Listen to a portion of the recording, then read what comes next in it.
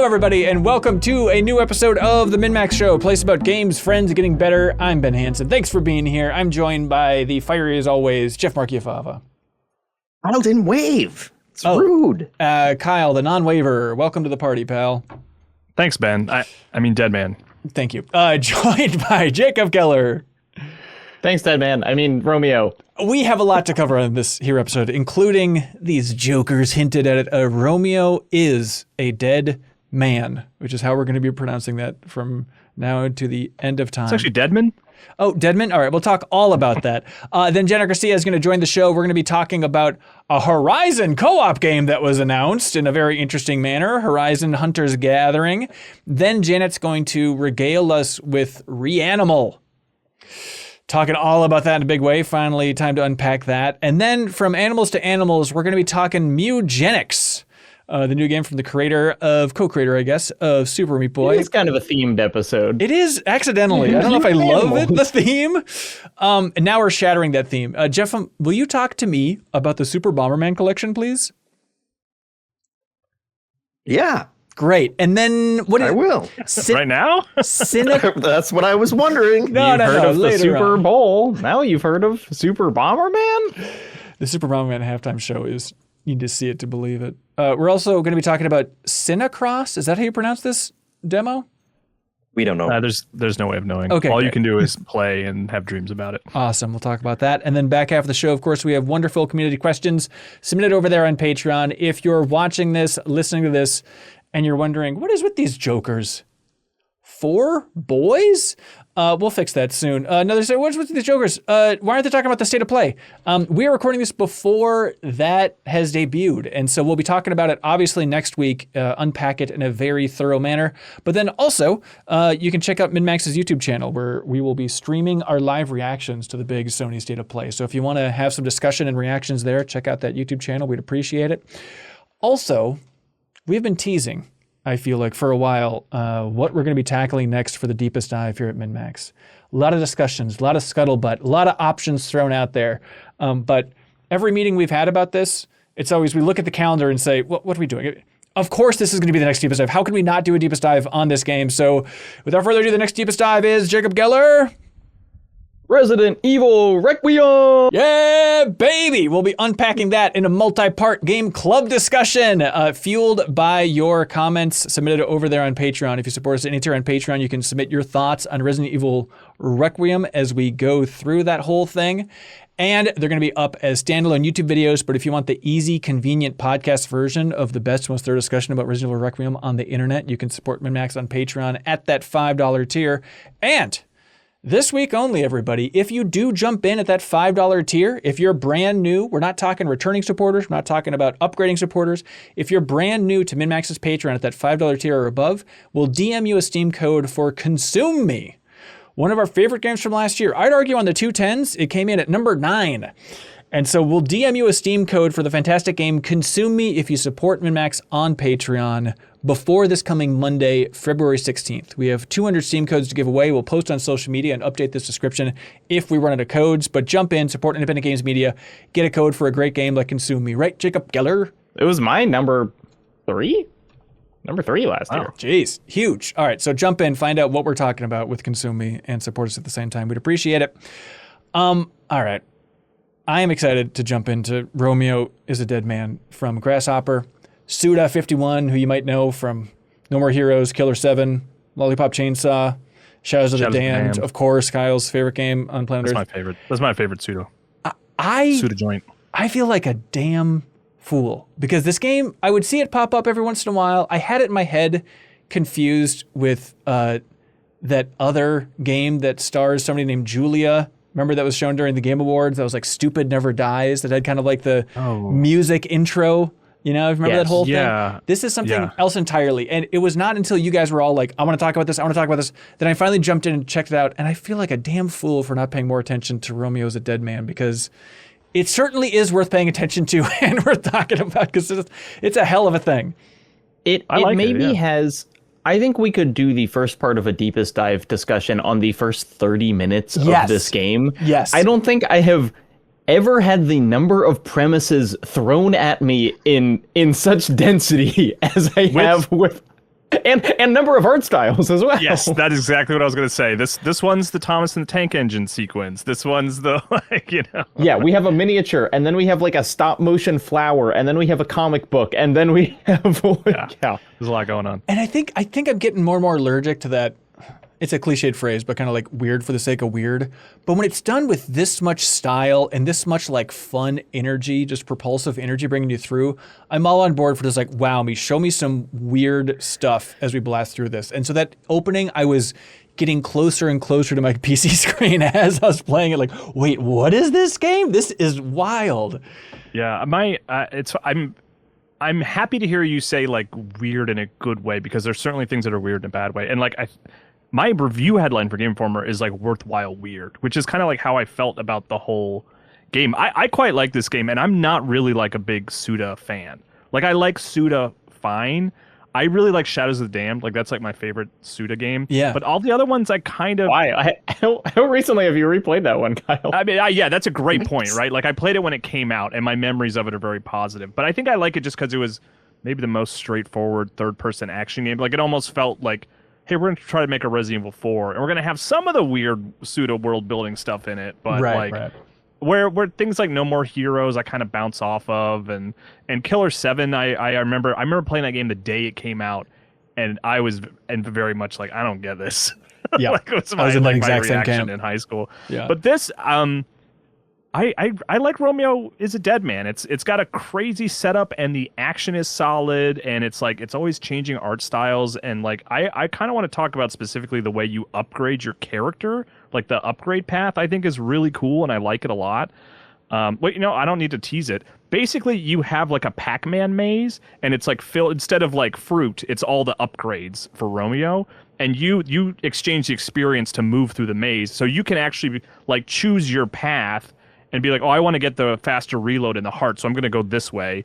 And then maybe you can even like circle back and use a bunch of experience to get the stuff you missed. But I was like always excited to go into that like map and map out what I wanted to upgrade, because you're playing like you're solving a maze, playing Pac-Man, and upgrading your character. I was charmed by that. Yeah, I agree, where it's just like, kind of never seen it done that way before. It's weirdly thoughtful, because it's like, well, you don't want to retrace your steps, because then you're kind of using experience in a pointless way. And so it's like, I definitely have complaints, but like when there's stuff like that, I'm like, you know what, this is, what a cool idea, executed well. This is fun, and no other game is doing this thing. Right. So just zooming out a little bit. So it's a third person action game. It's a lot of setting up little invisible wall arena things for you to shoot and slice your way through it, with a wild sci-fi premise with multiverses and time travel and what is it, the FBI space-time police, just to give you some reference for like what this is like. Yeah. But I do want to say, and it's like I had to kind of shift my thinking a ways through the game, and I think it helped, where it's like, this is not a game where you should think like, I need to get through this sequence so I can get back to playing the game. Playing the game being the action part, because it's like, it's kind of as much almost visual novel, or so like it's probably 50-50 time spent hacking guys with swords and seeing weird cutscenes, doing kind of low-key puzzles, whatever. It's like, I wouldn't really call it an action game, even though it has big action components, just based on how much time you spend doing stuff that is not action. That's weird to think about, but it's just keeping that variety up so much that it's not like, okay, it's not, because my comparison is like, oh, it almost has a little bit of a hi-fi rush energy, at times, of like, not the music component, but just kind of like, okay, simple kind of action as you're going through expanding your arsenal, but it's just so much more varied than that you can't even classify. I mean, I think it's, if people played No More Heroes, it's like No More Heroes in that you spent as much time mowing your lawn in that game as you did fighting. And I would not compare it to Hi-Fi Rush, because Hi-Fi Rush has a really interesting and complex combat system, and this is kind of a...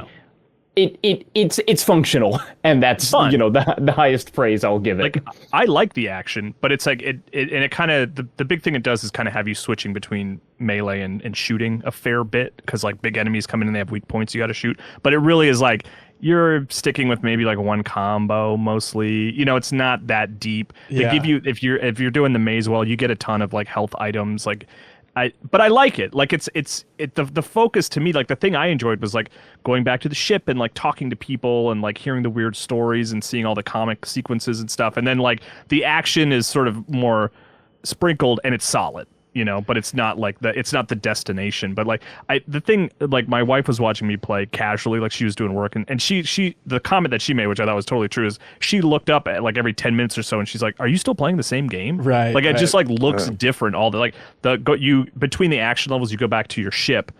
And you'll do various things there and talk to people. But the ship looks like a 16-bit like SNES game, like from an overhead perspective. And you're like walking around and like maybe you go to the garden to plant some bastards, which you can take into battle with you and make curry with your mom and stuff like that. Like and then there's like mini games that pop up. It's in some ways it has some like a Dragon vibes to me, where it's like very character focused and there's like bespoke mini games that just pop up here and there. You know? Yeah, I mean this is totally a, you know, getting the influence backwards. But I was playing this and I was thinking like, wow, big Wanted Dead vibes, which Wanted Dead is like the most kind of Suda imitating game. But that game was also a shoot and sword slash game where you would get thrown into like weird cutscenes with different art styles all the time. It will constantly keep you doing something new, except for when you are running through mazes, killing the same 4 enemy types for the whole game. that stuff not a lot of is pretty consistent. Yeah. It's like the most impressive game, but if you just get to the core idea of, as Giant Bomb would say, how's the running around? The answer is not that good, actually. It doesn't feel great. Look, if you're looking for double A, like this is really like the most kind of double A game that I've played in a long time, where I'm like, this is not made by like 3 people, but it's also not made by 300 people. You know, it's ambitious, and then you can also feel the budget. I can echo everything that everybody said. The beginning was very much, this is weird for weird's sake. It's like we have jumped the shark on that, and then that kind of like, well, let's just throw everything at the player started like seeping into the actual mechanisms.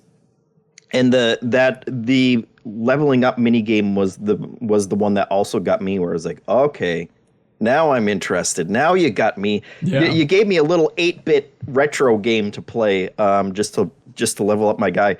And then like you go into the levels, and every single thing that you're doing, which felt like a chore before, is like giving you upgrade stuff. You're collecting little things to upgrade your guns. All of the XP that you're getting, you're using to level up the guns or level up all your different abilities that you get from that mini game, and unlock more stuff, unlock more weapons and things like that. It has complicated level design in a way that I largely found frustrating. Kyle, I don't know what your experience is, but like when you were in the kind of proper levels, your main navigation mechanic is you can actually jump into kind of a separate world through these TV sets, and it's kind of like your movement there affects your movement in the level, and so you'll often have to kind of go in one place and go out somewhere else.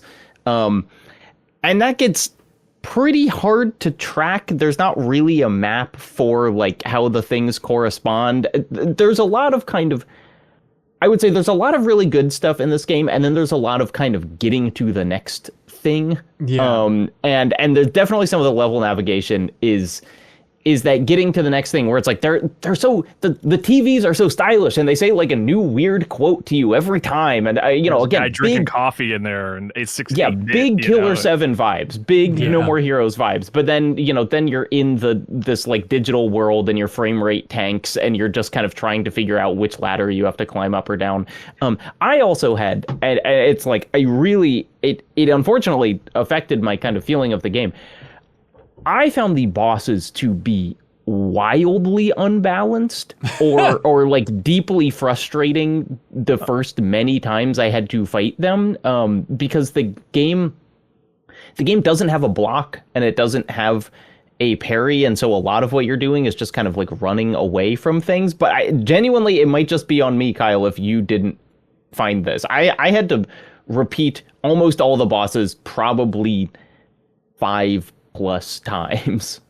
Yeah, I definitely agree with you on the level structure, where like going back, like I could almost say between dimensions, like sometimes I was just like, you're just making this confusing for no reason. Right. You know, It- like it I ran feels- into that.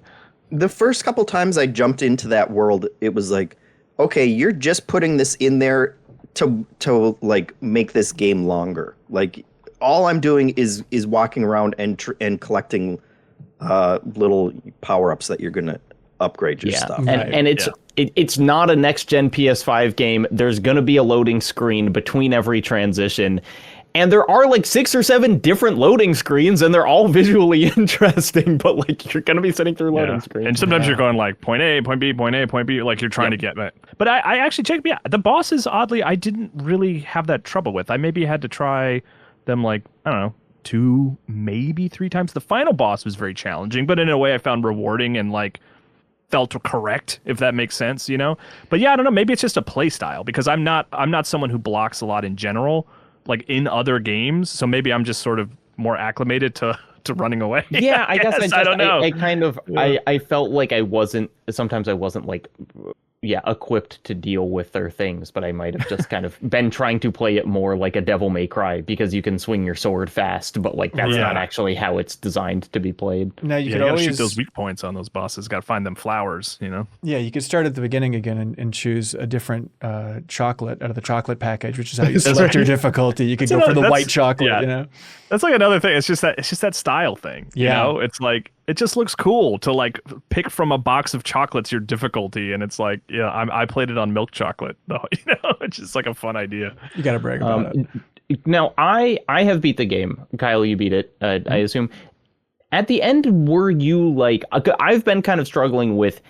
Did you get something out of the game that was not just kind of weird for weird?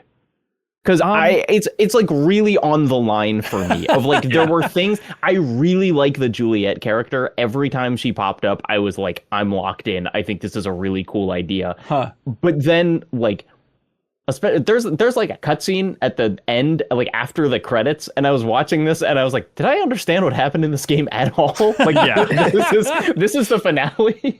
Yeah, it sounds like we're kind of on the same page. Like I feel like I'm plugging, but in my review on GameInformer.com, I did write about that. In that, like, I like the characters a lot, right? Like, I like all the characters. I think they're fun and interesting, and like I like the but the larger story didn't really grab me. Like, I like the concept of your character's name is Romeo. You're going after Juliet. That's not an accident, that they came up with those names. It's meant to be like a doomed romance between like these two characters. And I just didn't really like get engaged in that aspect of it. It was a lot of me being like, oh, that's a cool idea, and I like the way this looks, but I was not emotionally invested in the story. So I think we probably feel pretty similarly there. Yeah. But then like the credits give you like a nice like hey, here's what happened to all the characters. You know, that 80s movie style thing, and you get to see like what happened to Romeo's sister, and I was like, that's great. I love that. That's what I'm interested in. I want to know what happened to all these characters. But yeah, like the plot was not very emotionally compelling as much as it was like, oh, that's a cool idea, Right. So, I mean, would you recommend it, or is it just a wild curiosity that we're really glad exists? I would. Yeah, I like this. Like, I would recommend this even more than maybe other Suda games. Not that we need to compare them all to each other, but like I would recommend this before I would probably recommend any of the No More Heroes games. I think this is like a fun game with like a cool aesthetic that maybe the story doesn't really like grab you and pull on your heartstrings, but it's like it's a fun journey to go along, and it's like it's not a challenging game. Like, I think it's like it's just fun and like and it's cool. It's a cool game, and it doesn't have some of those asterisks that sometimes I would put on other Suda games where it's like, well, you gotta like this part's kind of weird and you might not like this, but there's there's a light at the end of the tunnel. Like, this one feels pretty consistent the whole time. How much does this game cost? $50 is how it is, Jacob. Okay. That feels a little steep to me. I know we talk about kind of game prices all over the place. What $50 means to you could mean different than someone else. I think that this is, if you had access to this game through a Game Pass or a PlayStation Plus or whatever, I would say everyone should start it because the beginning like 45 minutes are so wild. But like I do think the enjoyment slips a little, you know, it's like I think my favorite part of the game was that first 45 minutes, and it kind of the exciting things that it kept delivering were farther apart. And so like I really want people to try it because it is so like wild and weird, but like it's not a consistent experience, and it like I don't know if it's like rewarding to get all the way through. I think it was like 15 hours or something. I don't know what your clock was at, Jacob. It was, something like that. 15. Okay, nice. Yeah, it's like I am so glad I started it just to experience the opening, and then it was this feeling of like, well, congratulations to Sergio Vasquez and Blake Hester and Jacob Geller. You got something here that is gonna maybe really land. You can with podcast about this. You got a Suda game. Yeah, you got a Suda game, but it's super cool that it released. Romeo is a Dead Man. Now, I'm no Death Stranding super fan. Isn't Dead Man a character in Death Stranding? So it's weird that they constantly call him Dead Man in this, right? There's some Death Stranding vibes here for sure, like in a complimentary way, just like the way the ship works and all the characters, or like all the characters have weird names and stuff, you know? Yeah, like Blue Mountain, everyone's like the Green or Mr. Blue. That sounds great. And every time, Kyle, do you ever read on, again, is this just weird? Almost every time Romeo is addressed, a character will say, Romeo, no sorry, dead man. Like every single time. And it's like, I kept thinking, like, what is the meaning of this? Why do they keep doing this? Yeah, is it confused identity or something? Like, I don't know if it was supposed to just be like a little joke, but like the 30th time I was like, okay, like, I was like, this is something. This is certainly something. This wasn't an accident, you know? Like, I know this wasn't like, oh, we missed that in an editing pass or something. But That's interesting. Something sometimes I miss out on, you guys, is eating food. You know? You ever realize, like, oh, crap, I had to have lunch. You know, we had our Monday meeting. It went long. I was like, oh, I didn't have time for lunch. What can I shove in my mouth real quick? That's where a service called Factor can come in and improve your life. Factor meals ready in 2 minutes in the microwave. It tastes delicious. I love it. Every time I have Factor meals in the fridge, I can rest easy. I know I've got that break glass, eat Factor. And instead of eating glass, you eat Factor, which is tasty. And their quality of functional ingredients, including lean proteins, colorful veggies, whole food ingredients, and healthy fats. No refined sugars, no artificial sweeteners, no refined seed oils, meals that fit your goals and schedule, healthier eating, calorie management, more protein. They have got a great bunch of options. If you go to Factor and put your order in, you can choose from a ton of stuff. Always fresh, never frozen, ready in 2 minutes, no prep, no stress. Jeff, do you feel any stress in your life? Oh, so much stress, and it's 90% coming up with meals. Exactly. Feed people. I can imagine if you just eliminated stress, it was just zip. It's just turning the stress TV off. That's what Factor Meals is all about. So you can head to factormeals.com/MinnMax50 off and use code MinnMax50 off to get 50% off and free breakfast for a year. You can eat like a pro this month, they say, with Factor. New subscribers only, varies by plan. 1 free breakfast item per box for 1 year while subscription is active. Check out the link below and get a good, easy, quick batch of meals in your fridge. I do it. It tastes good. Factor Meals, there we go. Jacob Geller, you got to go prep a lunch real quick, right? Yeah, that's it. All right, cool. Thanks for being here, man. No problem. Bye. Janet Garcia, welcome to the show. Hello. Hello. Excited to be back. I'm excited to have you because PlayStation announced a game. I was just flummoxed by this. Horizon Hunter's Gathering. This is a 3-player co-op experience coming to PS5 and PC from Guerrilla, the creators of the Horizon franchise, and it just dropped on a random Thursday. Like, hey, and here's this big new game from Guerrilla. There's a lot to unpack here. Jeff, did you see this thing too? I did. Great. As Mr. Horizon is better than Breath of the Wild, I'm so glad to have you and Janet and Kyle here. We can unpack this thing together. Janet, how are you feeling about Horizon Hunter's Gathering? I guess mixed. I've wanted multiplayer Horizon for a really long time. I feel like the format is so good for, oh, what if we did Monster Hunter for people who didn't want to read or learn anything? Yeah, and that's all right. I've ever wanted, because I've never wanted to I respect the hell out of Monster Hunter, and I respect it by not playing it. It's just right. very it's a really dense system, and I love the combat in Horizon. So the idea of what if we could just do what to me the best part of the game is the combat, the hunting, and make that, a cooperative experience. That's always been an interesting pitch. This game has been rumored for some time. Mm-hmm. Actually, watching the trailer was kind of a little bit more tepid, I think, just because it seems like what I love is the combat and the feel of that Horizon combat. And it feels like this is taking a more, melee, jumpy, actiony approach. And Horizon is like an action game, but it just feels like it's a game that allows for meticulousness, kind of methodical planning. You really can take your time and lay out traps and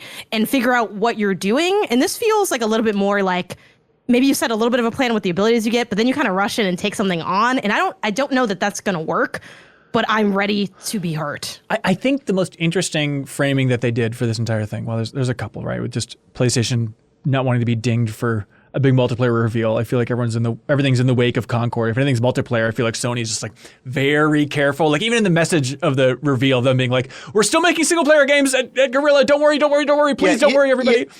You're onto something when you start your big reveal saying, hey guys, just so you know, this is not the only thing we're working on. Right. We know why people like our games. But you have to do it. In this era, I think, of multiplayer stuff, or even think back to Diablo 4 and Diablo Immortal, that reveal, it can go so wrong if you're not announcing the right thing at the right time. But the way that they framed this, that they kept saying it's challenging, I think is maybe what's giving me hope there, Janet, on top of a couple of other things.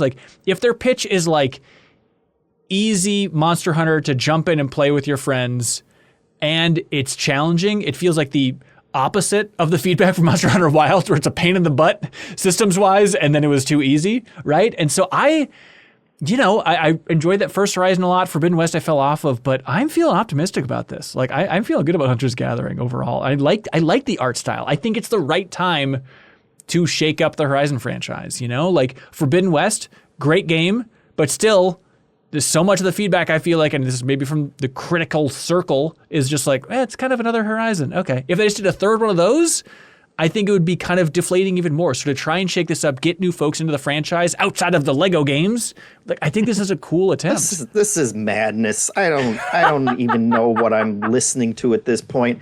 Don't tell the two Horizon fans what they want from Horizon. I will. I agree. Sure, shake up the franchise. Give people a co-op focused thing. Why are you trying to make it look cartoony for kids? Are we also, not? If it's super challenging. No, and don't roll your eyes, Hanson. No, my eyes are rolling out of my head. Because this is not. What is this? This is some Wind Waker argument from 2003. Get your head out of your butt. It looks different. It's Good. It's not just cartoony art style. We're making the characters cartoony and goofy, and we're not taking any of this seriously. And so I don't think the Zelda comparison is apt, because it's every Zelda game is distinct. This is meant to take place in the same universe. They say it's with canonical. The same characters, right? Yeah. But to be clear, I actually really like the way it looks. I do too. I think it looks awesome. This game, I'm not going to play this game. I don't want this game. Thank you, Gorilla. I appreciate you taking the time. I'm not going to play this game, but I love the animation and I love the way it looks. Yeah, Jeff. So I would love it. I would love it for a different franchise.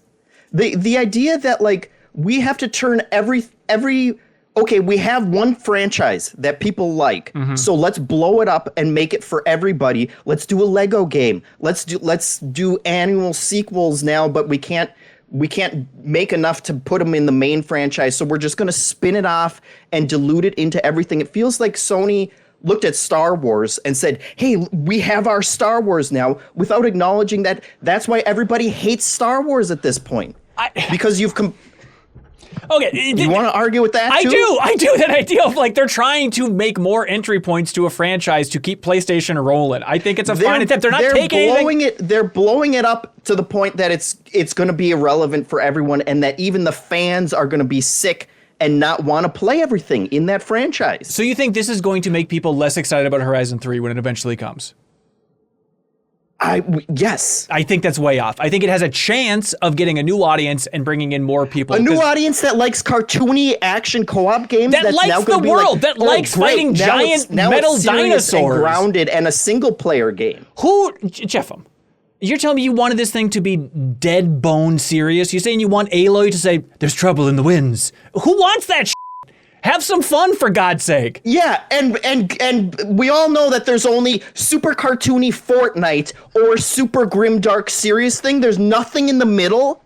Okay, what's in the middle is Lego. Why didn't From Software make Night Rain Fortnite cartoony bullshit too? Why not? Because Get those kids are the into only it. two options that we have for a game. Let kids have some fun with your franchise. What's wrong with that? They have Lego Fortnite. Look, the animation looks awesome. I think the art direction looks awesome. Like all the cinematics, I think all that animation pops. Like, let's try something different. It's not taking anything away other than the argument of like, okay, if Guerrilla is largely working on this, it's delaying when Horizon 3 could conceivably come out. But like, take a stab, try something new, try something different that looks visually more interesting. You're saying it like this is an abandoned franchise that no one cares about, and just because you don't like Horizon doesn't mean that fans don't have an expectation of what that's going to be. The idea, like, make a new franchise, make new characters that this makes sense for. Don't twist these characters into something new to try and get a different audience out of them. Okay, these characters, you see Aloy in a cave say like, hey, go on your mission. They have new heroes. They're not taking your beloved characters, running them through the ringer and making fart They jokes do show with them. Aloy at one point, They which I do, do think. yeah. So for me with the art style, I'm generally fine with it. It is. I would prefer it to be the main line look, because I think. And it's funny, I pulled up one of the Horizon trailers like next to it, and it's like that game is just so beautiful. The fidelity is wild. Like it's a big part of one of the appeal points of Horizon. So I would prefer it to look like that. But I suspect that it's just maybe cheaper to make it not look like that. Because I don't know about that. I feel like if it's not, it should just look regular. Because I will say, like, and maybe they are trying to get into that like ecosystem, not just Fortnite, but like the Marvel Rivals, the Overwatch, like kind of this cartoon look, but also with like more heavy cell shading is sort of what differentiates it from Fortnite to me. But maybe they are kind of trying to capture that, because even in the announcement trailer, the person who's like talking about the look says, we believe this is the best like art style that works, that matches the energy of the kind of game we're making. But they never explain what that means. Is my beef with that. It's like, what is that? How does it match the energy? What about it is there? It feels like a very like nothing comment that makes me wonder. Like it doesn't feel like it was necessarily, I don't know, done because they like thought that was the best way to convey it. I think it's to make it feel like, hey, these are these kinds of games, you know, hop in, play it, have fun, and not something that is a little more serious that I think would have been more in line. Again, I think that Elden Ring comparison is really nice of like, you can do multiplayer spin-off and still, you know, maintain your visual fidelity if you want to. The gameplay that they show in the trailer announcement thing, it just doesn't look like Horizon gameplay. It does look kind of cartoony, over the top, specific special powers that these characters have, and that's just not anything remotely close to like the core gameplay that I like as a Horizon fan. So you're saying if there was like a multiplayer Horizon game that was with the fidelity, it looked as good, same art style, it'd be catching your guys' eye.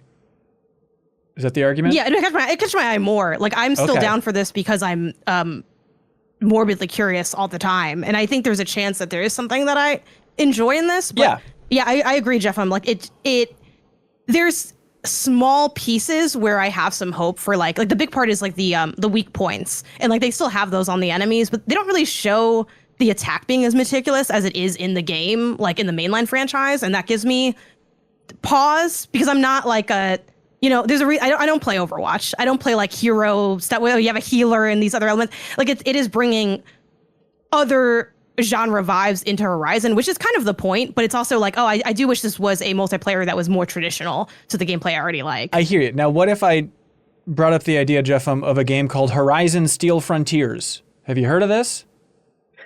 There's been so many Horizons. Which one is that? This is exactly my point. This is the multiplayer Horizon thing with that same fidelity that NCSoft is making and no one gave a crap about.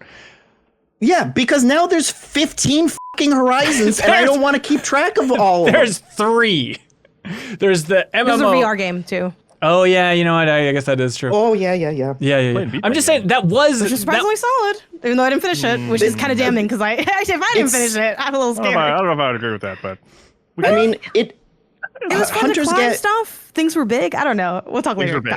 I'll agree with you on that. Hunter's Gathering may turn out to be a good game, and that's fine. Yes. But like at this point, the problem that you can see, just go check out the comments section of the frickin' announcement, is people are so tired of the Marvelization of every franchise, both in terms of the tone that they're going for of like, okay, we're just not going to take anything seriously anymore, and also where are you getting this from? We saw characters that look cool flip around. You didn't. No one was cracking Rise. I saw an old Junkrat reject flying around on a fucking rocket hammer. Hanson, that's not Horizon. Like Junkrat, which was wild.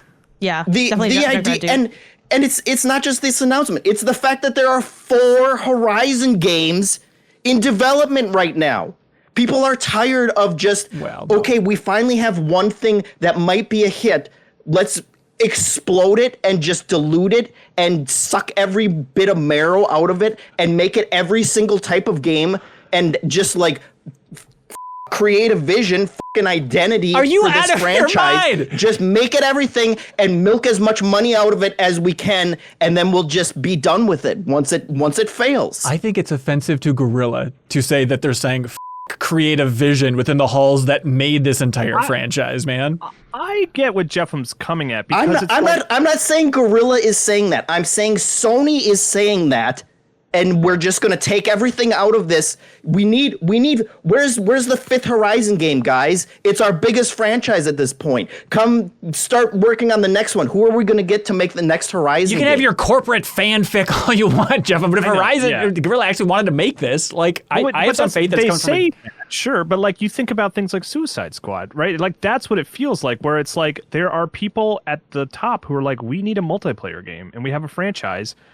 Like that's where I'm kind of with Jeffem, is that it doesn't feel like, it feels like they need a multiplayer game. They need a game where there are super abilities that are on a cooldown that you can activate that look cool, and they need people to like return to this game over and over because those kinds of games are easier to monetize than a single player campaign. And like, yeah, I'm making a lot of assumptions, right? Like you said, I think that was a good phrase, corporate fanfic.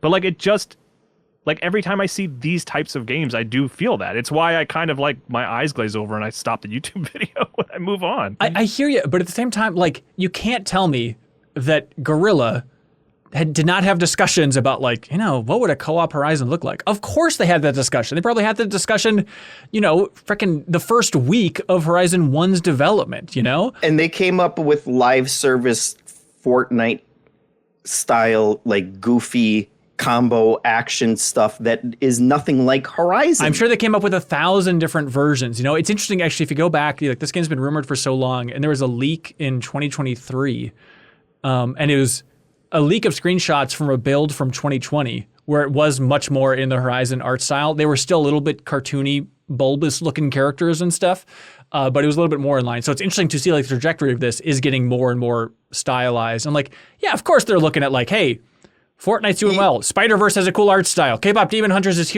cool. Like if they want to like get more attention grabby with the animations and stuff, like shake it up. It's cool to have like the outlines of like the pink and blue around the characters and stuff. I think it looks awesome. Yeah, great. I love pink and blue outlines. I do. I'm sold now. Actually, you've turned my mind around. Like you call it corporate fan fiction, but I feel like we're pretending we're like having this conversation in this vacuum where we're pretending that Sony didn't come out and be very much like, hey, we need live service games for everything. This is the new wave. Yes. And that we haven't seen multiple of them crash and burn at this point. And like, this is like the next one that this is the one that survived. This was already in development and we're not going to abandon it. So like, let's try and reframe it and be like, oh, hey, no, guys, don't worry. We still care about the other one, and we really want to make this one, and this is going to be special. That's don't all worry Sony's about been it. doing is abandoning these multiplayer games. This is the one that survived the Crucible. It's like Last of Us multiplayer. They spent hundreds of millions of dollars on it, whatever, and killed that. The Sony Benz multiplayer game killed that. God of War multiplayer killed that. Like, the fact that this survived and with a team as talented as Guerrilla, like, I think this is surviving the Crucible of that corporate definitely pressure. means it's going to be good. Just like Concord survived all that, too. It did not. They axed it. That's my point. Like, they are axing stuff After left it and came right. out, Hanson, this game's not out yet. I'm saying How- give this how game fast just are they an gonna axe ounce it? of faith that it survived this Crucible. Like, I have faith in Guerrilla. Concord also survived out of faith all of that Crucible until it came out and flopped, and they immediately abandoned it. If this game eats dirt the way Crucible did, then I could absolutely see them pulling a Concord and wiping it from the face of the earth. But at the reveal trailer, where I think it looks cool, You are and I'm Charlie excited- Brown right now, and they're teeing up the ball again, and you're like, okay, this time I'm really going to kick it super far, and you're running towards the ball right now. Here's my question, Jeffem. What happens at the end of Burning Shores? Did you play it? Yes, you Damn it, I think you with didn't. the Thought you didn't play that one. I was going to sing you. I was going to get you. yes, I did play it. Check his That was a trophies trap. first, man. Now everyone's going to be like, Jeffem spoiled Burning Shores from the comments. So you fell for it. Also, to be fair, Jeffem could have said anything and we would have believed it. Yeah, I thought I knew it. Yeah. Janet knows. Yeah, I started like loading everything because at first I thought you were gonna ask the end of the last game, and I was like, and then I played Burning Shores also. I'm guessing the answer is no, because it seems like it's no. But Jeffem, does the single campaign do anything for you? Yeah. Or is it just like I don't like the gameplay, so F it?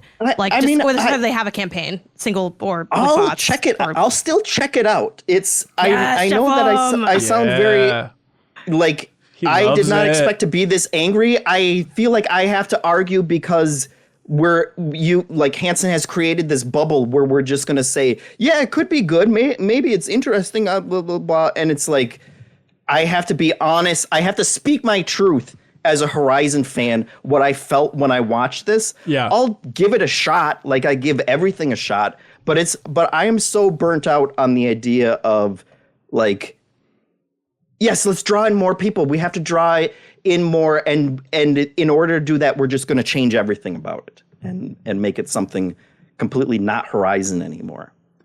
I don't necessarily think honestly, it's about drawing in new people. Like, I don't think there's a world where they think that, like, sure, maybe a kid plays Lego Horizon, they get a little bit older and gain the dexterity to play regular Horizon. Like, I think that story exists, but I don't think that's completely what they're banking on. I think they are, and I hate to say this because it does have a negative connotation, but they have been pimping out this IP. Like, this IP is getting passed around in terms of like idea. That's my problem. Yes, it's a lot for like the context of what it is. I think when you grow to that, it does have to be over time. It's part of what makes Mario so special, because that franchise is kind of ran through when you think about it. But I think they have so much going on for like the mainline iterations with like the 2D, the 3D element, that you don't mind that like he's at the party, he's fighting, he's playing tennis, he's at the Olympics. Like, it kind of makes those things a little bit more palatable. And also, Mario's always been able to get away with things that other people can't. Again, Horizon doesn't have that kind of like fanfare or like love or special. Like it's a different zone. It's like a, T for teen and up kind of game, while Mario is like very much an all ages experience. So, like I don't think it's necessarily to pull more people in. I think it's just to get more audiences in general, because at the end of the day, it's about money, right? Like, I don't think they need you to play the other Horizon. It'd be dope if you do, and there's a chance you do, but we want the people who are playing, online multiplayer games to say, okay, I got a Horizon game for that. You got a kid, you got a Horizon game for that. You got this, so I think it's more about servicing more audiences than pulling in more people. The cynical part or reaction to you, Hanson, of like, oh, well, this one survived where Last of Us didn't and God of War didn't. It's that fact that like Aloy is of someone that you can shill to children. Like, you can't do that with God of War or The Last of Us. Like, your multiplayer pool for that is very smaller. They're looking at Fortnite and they're saying, hey, teens are playing that game. Yeah. What franchise can we just twist and manipulate and get kids playing? And the answer to that, unfortunately, is Horizon. My least favorite part of that interaction, too, is when the person at Sony Corporate, they were twisting their mustache, twirling it even in a taunting manner as they were decreeing that this game exists. I think this game comes from an honest, good place within Guerrilla. Of course, there are larger corporate forces at work, but I do think they want to expand this audience. They want to get new people in this ecosystem. They want to build up these Sony IPs to last for decades. Want to get new people into an ecosystem. Yes. Is correct. Correct. Well, then we agree. A financial ecosystem, not a creative.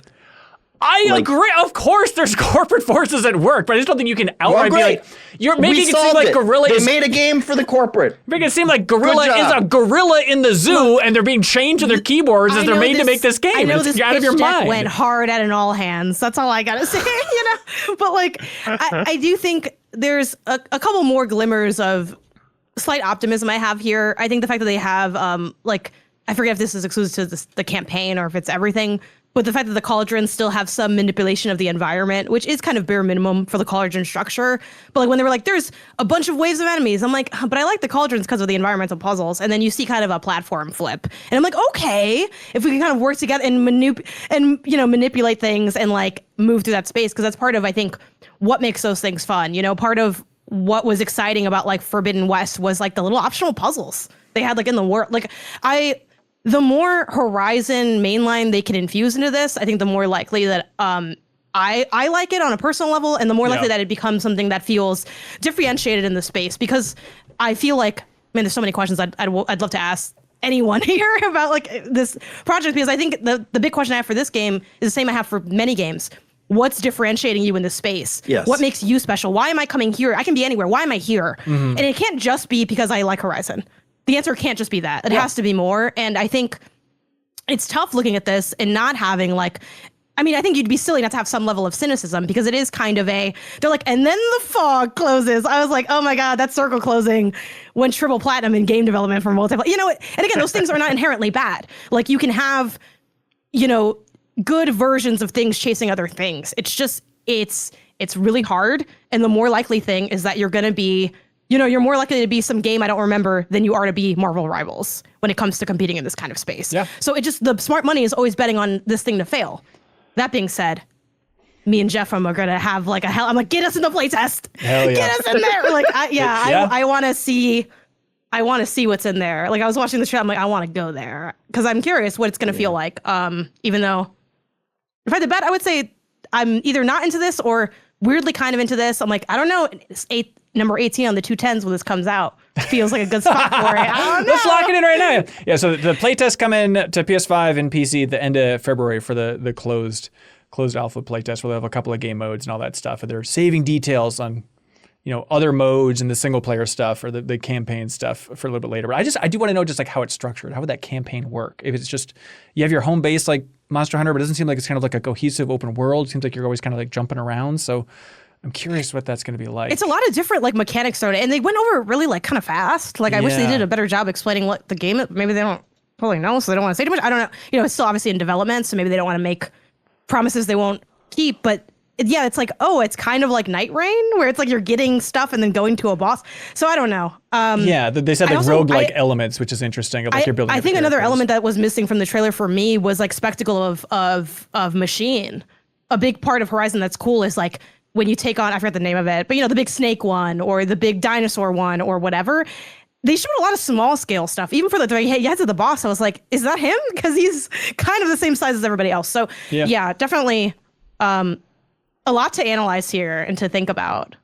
There's no doubt about it. What is it about Horizon that makes Jeff and I want to kill each other? I feel like last time we were screaming about this. I feel like it's because Jeff knows that you're kind of like lying to him, and he doesn't appreciate it because it feels lying. Don't lie to our audience, Hanson. What am I lying about? Be honest. Where's the lie?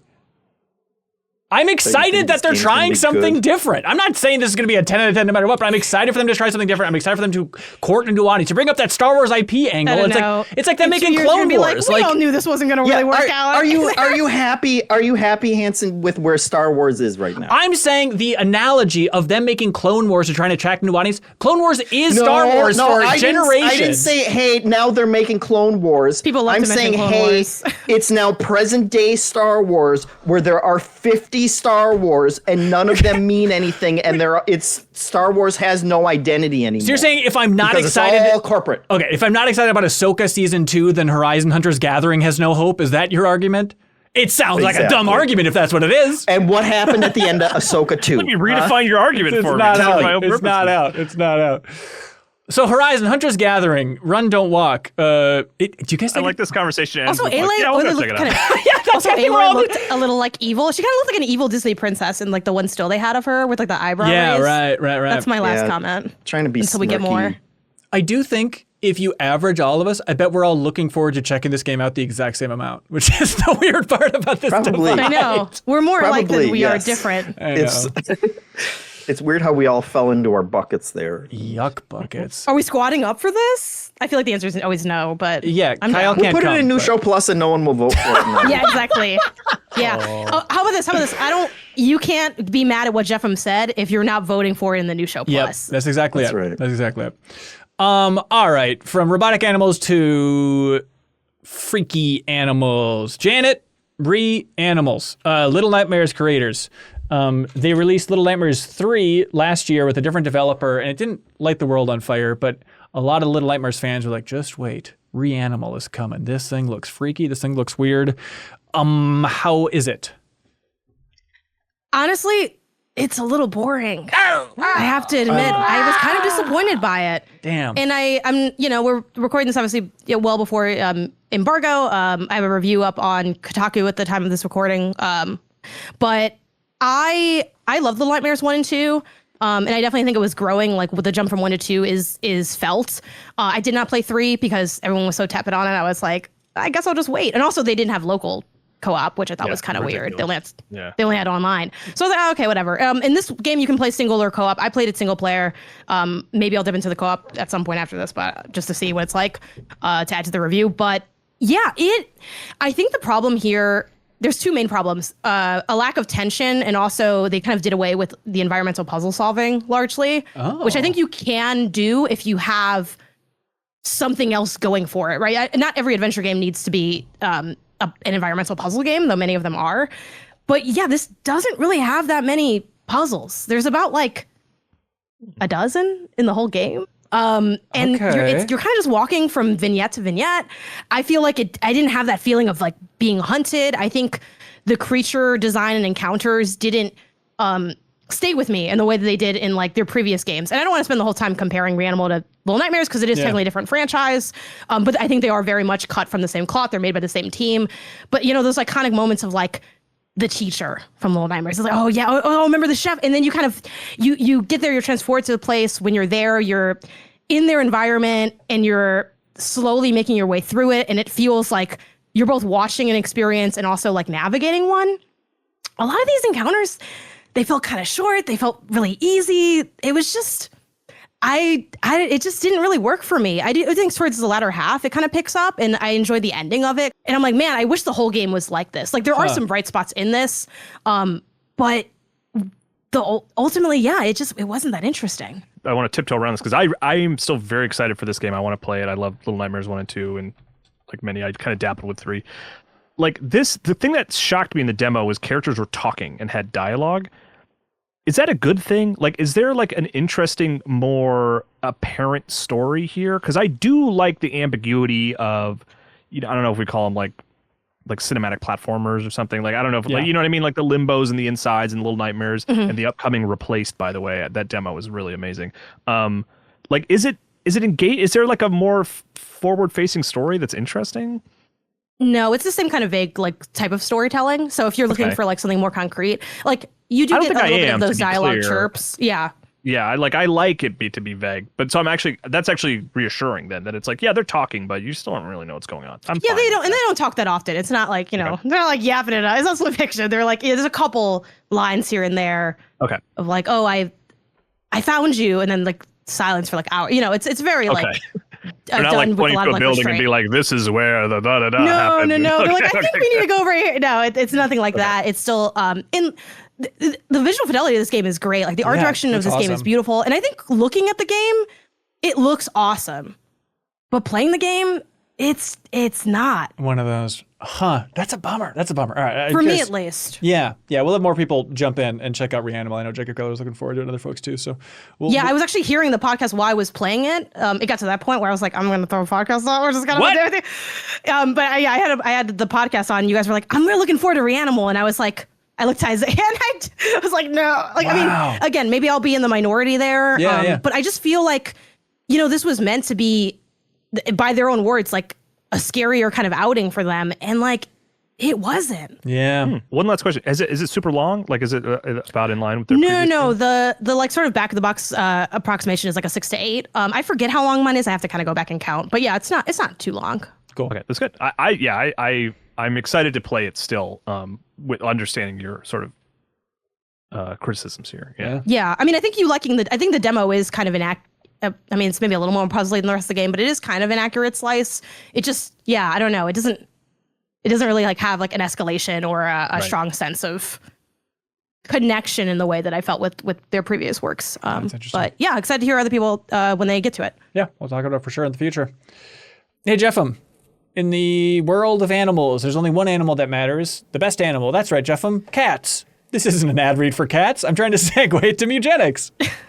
Yeah, Meow. and I'm glad let's get it right out there, because it is a game about cats, which you think, okay, well, they're courting, the very popular cat lovers of the internet and whatnot. Right. And it's so weird because I think cat fans are going to hate this game because all the cats are gross and they're constantly dying and So they're cats. getting abused and just getting diseases, and it's a kind of classic Macmillan, kind of take on whatever. He makes gross looking games. He does. So this is, if you remember. That's his style. Yes, Edmund goes back to, Gish, if you saw Indie Game, the movie, beloved game with your Super Meat Boy. He's half of that team. And now this is a game, Mewgenics, where he originally started it with Tommy from Team Meat, and then they split up.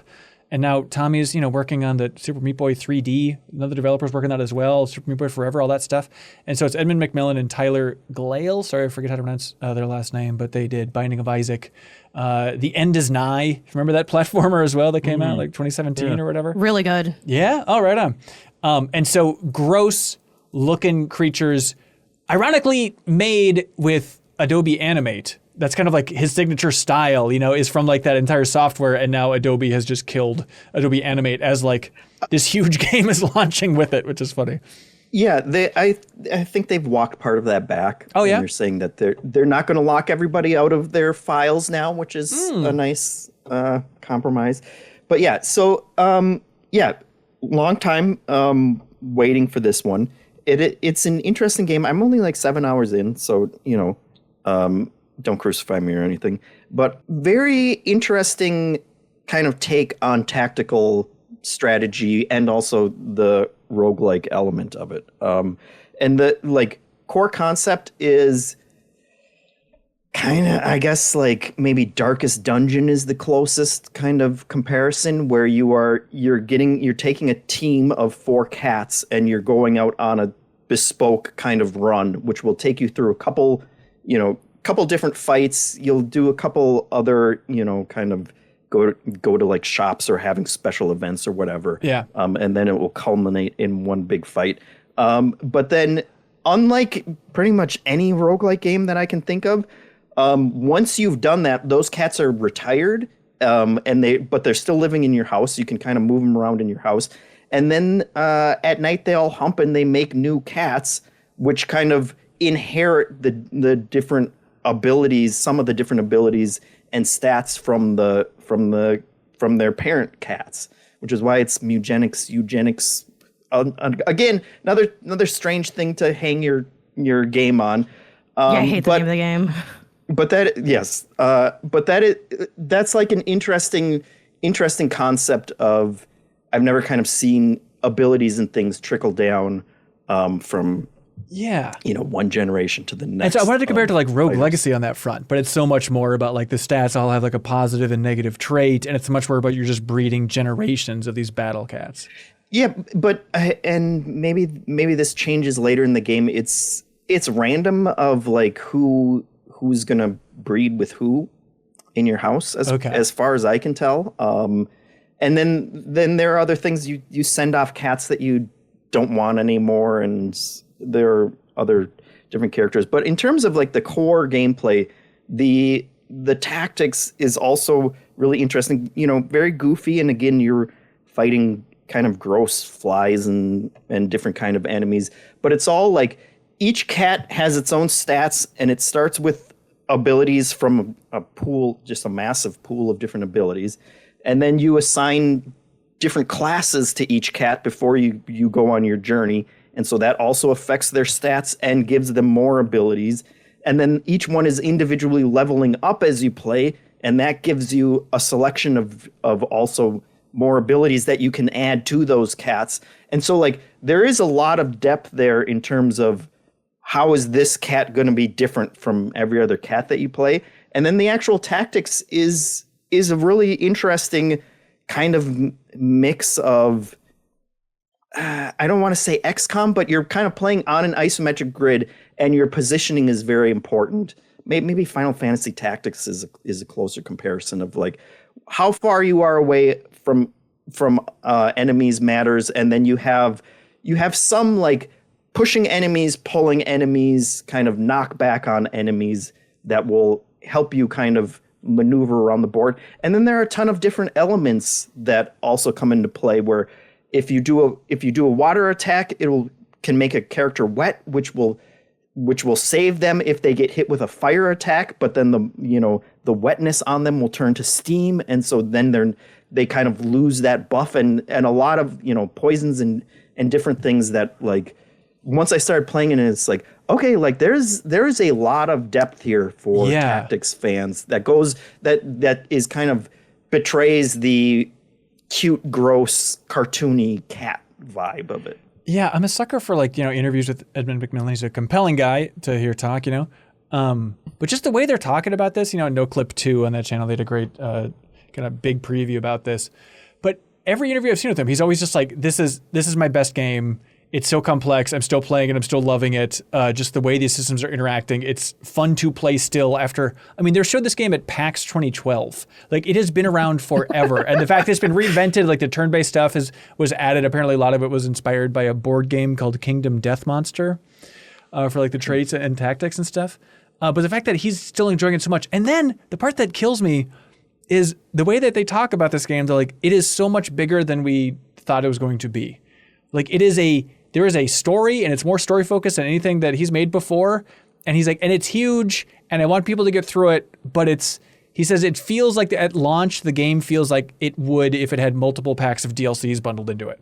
He's like, it'll take you like 100 hours to get through this thing. It is like a gigantic evolving system of breeding cats, which is kind of cool that it's just so huge.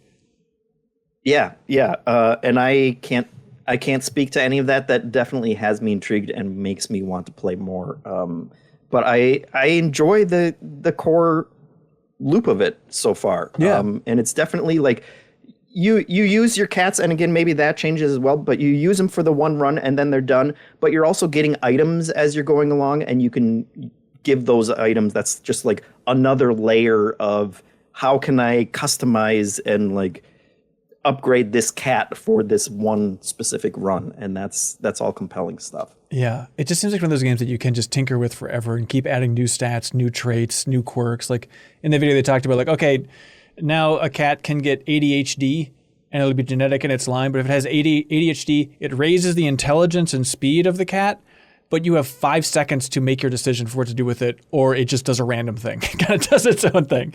So it's kind of fun playing with genetics in that twisted, weird way. And also just that easy tease I'm such a sucker for, but in that no-clip interview, he's talking about the name Mewgenics and eugenics, and he's like, yeah, I think if people finish the game, if you're a big fan of eugenics, you're not going to like the way it ends, is the way you put it. We're like, I'm just curious where they can go with this storyline about breeding cats to make people really into eugenics hate it by the end of it. But I'm compelled. Cool. So you're sticking with it. Is this one of those that you can see just like tinkering with throughout the year if it's that big? Are you that compelled by it? Yeah. With the caveat that I feel that way about most roguelikes that I play, and then I have to move to other things. But yeah, I have barely scratched the surface so far, and definitely yes with my kitty claws, and I want to play more. Sweet. Yeah. I mean, just coming at it in my mind, obviously it's not going to have the heights of Binding of Isaac, but just knowing that like how much of a long, slow burn it felt like Binding of Isaac fandom was. Like if this game has a sliver of that, like it's going to be a cool game to see evolve. Yeah, for sure. It feels like even if it doesn't have the popularity of that, it feels like it has the gameplay legs that could, you know, is kind of that style for a specific, you know, tactical strategy game. Right. Roguelike. Just like CiniCross, I'd argue. Legs for days. Kyle, what is this? How did you find this? I found it because Wario64 posted about it. I hadn't been tracking it. I guess it's a game that was on itch.io for a while, or versions of it. By the time this podcast releases, it will be out on Steam, but it is a rogue game, Picross, nanograms. I always call it Picross, but I guess it is technically nanograms. Yeah, you can say and I love Picross. Picross is very important to me, and I've played a lot of Picross, and to merge it with like the rogue genre, so far is very much working for me. Really? I was messaging, Jeff that I was like, I don't know that there's been like a rogue mashup that is more in line with like the game that I've been training for since like the DS game came out. you know? Like it's you know, there's the mechanics of like you are getting, you know, you choose your upgrades and that affects how you can solve puzzles and how much damage you're taking and how much time you have and stuff like that. But man, it is just satisfying to solve like quick Picross puzzles in sort of the effort to like proceed and get better upgrades and things like that. You're not even making pictures. Like the puzzles are not, you're not creating anything. It's just the basic Picross rules with the wrapping of Rogue. It kind of like, you know, structurally a little like Balatro, where there's like different sort of games you can tackle, I guess. I don't know what the best way. Balatro was like different decks, right? But here it's just like different rules and things like that. I'm really liking it a lot. Yeah. It's one of those games that kind of came out of nowhere for me, and it just like merged Picross that I love with like Rogue, which is like a genre that either I'm red hot on or I'm like totally cold on, right? There's like no middle ground for me with that genre, and this is one that's like really working for me, and I'm really digging it. Yeah, sweet. Did you play it too, Jeffem? Yeah, I've played like 10 hours at this point, and I was playing till like it was like 11 o'clock the other night, and my wife asked if I was going to eat dinner, and I was like, I am, but I can't stop playing this. And she said, it's that good? And I was like, it's okay. But I was on a run that I had gone into endless mode. And I feel like I could have played it forever. Kyle, you had messaged me that you got to like level floor 6 or something like that. Yeah. I feel like I could have gone forever, but it got to the point where the enemy that I was on had 3,000 hit points. And if I made any mistake, it would get 3% of its hit points back. And that was just like, I'd make a single, I would chip away and chip away and chip away. And then if I made a single mistake, it would fill all the way back up. And so I just had to give up in defeat at that point.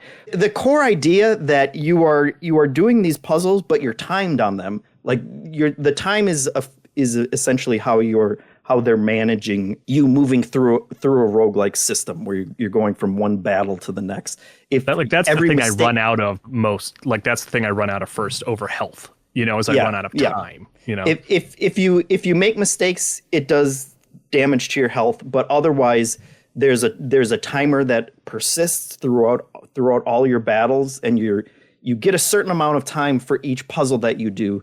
And if you run all the way out, then you're going to start taking health damage as well. And as soon as I saw that, I was like, oh, great. I hate that. Doing a nonogram puzzle under a time limit just is the exact opposite of what I want from a nonogram puzzle. But it really ended up growing on me, and it makes you better at doing them. And you get to a point where the basic 5x5 puzzles, even without any upgrades, you fly through those so fast, and that is so satisfying. And then you look at it and it's like, okay, I got another 20 seconds from doing that one, and it just kind of adds to the pot. That last run I was on, I had like 78 minutes banked, Kyle. I was getting the timer multiplier down to 0, so I wasn't losing any time on the battles. Yeah. It was such a good run, and that was the part that really made me happy with the game, and that it has grown on me since I told my wife that it was okay, because like the builds that you can get turn out to be really fun and really broken in the kind of way that you want one to be in a roguelike, but it doesn't break the basic fun of doing a nonogram puzzle. Yeah. And also like really cool. Just because I play so much Picross, I did a complete run, like I moved into endless mode on my second run, which is just like, I've never done that with like any rogue. It always takes me forever to like hit that. And so it's not like, I know it is kind of one of those things where I'm like, I'm talking about it very positively, but there are things that I think are like shortcomings. Like some of the upgrades you could get are like so minor that it's like, this doesn't even feel like it's changing the game. Some of the boss tactics, like, right, they're kind of just like annoying more than interesting. Like one was like the numbers just rotate the whole time, and it's like I can still see what the number is. Like it's not really, it's just kind of but there has not been a boss that I don't hate playing through it. It's like you can tolerate them at best. It's not that they're super difficult. They're super annoying. One of them every like 5 seconds, it flips the entire puzzle upside down. And it's just like, this is nauseating. Don't do this to me. And it just makes it not fun to try and fight that. The bosses more are annoying than like challenging. Right. The bosses. It's good that they're taking big swings for what those bosses can do, but that's definitely the biggest shortcoming of the game. Yeah. So but I'm very much in. I'm gonna keep playing this for a while. Like I'm playing it on my Steam Deck and it runs great on sweet. there. Yeah. Hydro Bates is the developer for CiniCross, CINI Cross. It's out now on Steam if you want to check it out. Jeff Markifava announced in the big Nintendo showcase the Super Bomberman collection. Out absolutely everywhere. We had our Bomberman R. If you're a super fan, we had our Bomberman R2. And Konami, God bless them. I feel like the storyline even of like, Konami's showing signs of life. That's 4 years outdated at this point. Like Konami is pushing stuff out the door. And now they have Super Bomberman collection, which is the first is debatable, right? But the 6 entries, is it 6 total? No, I guess 5 total. Well, no, 7 total Bomberman games, I guess is the way to put it. Because like Bomberman 1 and 2, and then the Super Bomberman series. Yeah, it has the first 2 Bombermans. And good on them. They kind of shunt those off as like these are bonus. These are 2 bonus games because we know you're not gonna. It's crazy though because like, they put like the them. origin of the series in the same menu next to like, do you want to look at concept art? It's like in like the other menu. Like they really are trying to be like, hey, just play the Super Bomberman series, everybody. Just have a good time here. But you go back and play the first Bomberman, it's like, it's still fun. It's still the same basic idea. Are there Game Boy games on there? There was a Game Boy Color Bomberman that I really got into. No, I was really bummed out. This is the bummer. I think it's a cool collection. I love Bomberman. Multiplayer Bomberman is one of my favorite things. What was that, Janet? You said this is the bomber, and I said the bomber. Oh yeah, this is the bomber about the whole thing. They're not going like all encompassing all Bomberman games, right? Like my introduction to Bomberman was Atomic Bomberman on PC, which is like a nasty Bomberman, but like I would have loved to see that in here. Like the biggie is Bomberman 93 on TurboGrafx, which was a big deal when it came out on WiiWare, because that's the one that has like 5-player support and stuff like that. That's not in here, which is a bummer that they wouldn't get the TurboGrafx games on here as well. But they got the Super Nintendo stuff. But are you digging this thing, Jeff, overall? Yeah, I appreciate that it's all the Super Bomberman SNES ones. When you asked me which one I wanted to play, I thought about it and I thought, you know what, I should go with PC because I could see this being a game that I want to return to. I could return to it 20 years from now, Sure. In the same way that I'm returning to it now, 20 years after I originally played it. And so I went with the Steam one. I started it up on Steam Deck, and all the audio is so out of sync that it took me a while to figure out why it was even out of sync. And then I went down a rabbit hole of because it was already out and people were complaining about it on the Steam forums. Apparently you have to turn off VSync or turn it on, one of the two. Of course. But when you do that, it fixes the audio sync, but then it also torches the audio and it has a bunch of clicking, like popping in it. Okay. And so like the actual fix, which I have not seen anyone say anywhere, is revert that to whatever it originally is and then go into the Steam Deck settings and limit the frame rate there to 60 hertz. All right, what are we doing? And then you can actually play these games. Well done, Konami. You can actually just play the ROMs that they include with it.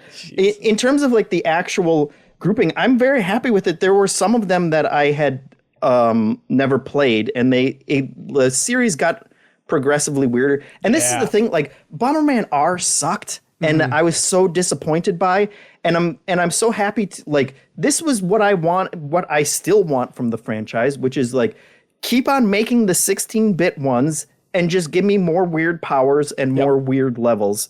And then you're good. And there is plenty of that content in those core 5 Super Bomberman games. And I think what's really cool in this collection is on the menu, it'll show you exactly what's going on in each entry. Because you might jump in and be like, all right, which one do I jump to? But they're like, it says like battle mode highlights. Like, hey, here's what is kind of defining this entry in Bomberman. And here's actually also a list of all of the power-ups that were introduced in this entry.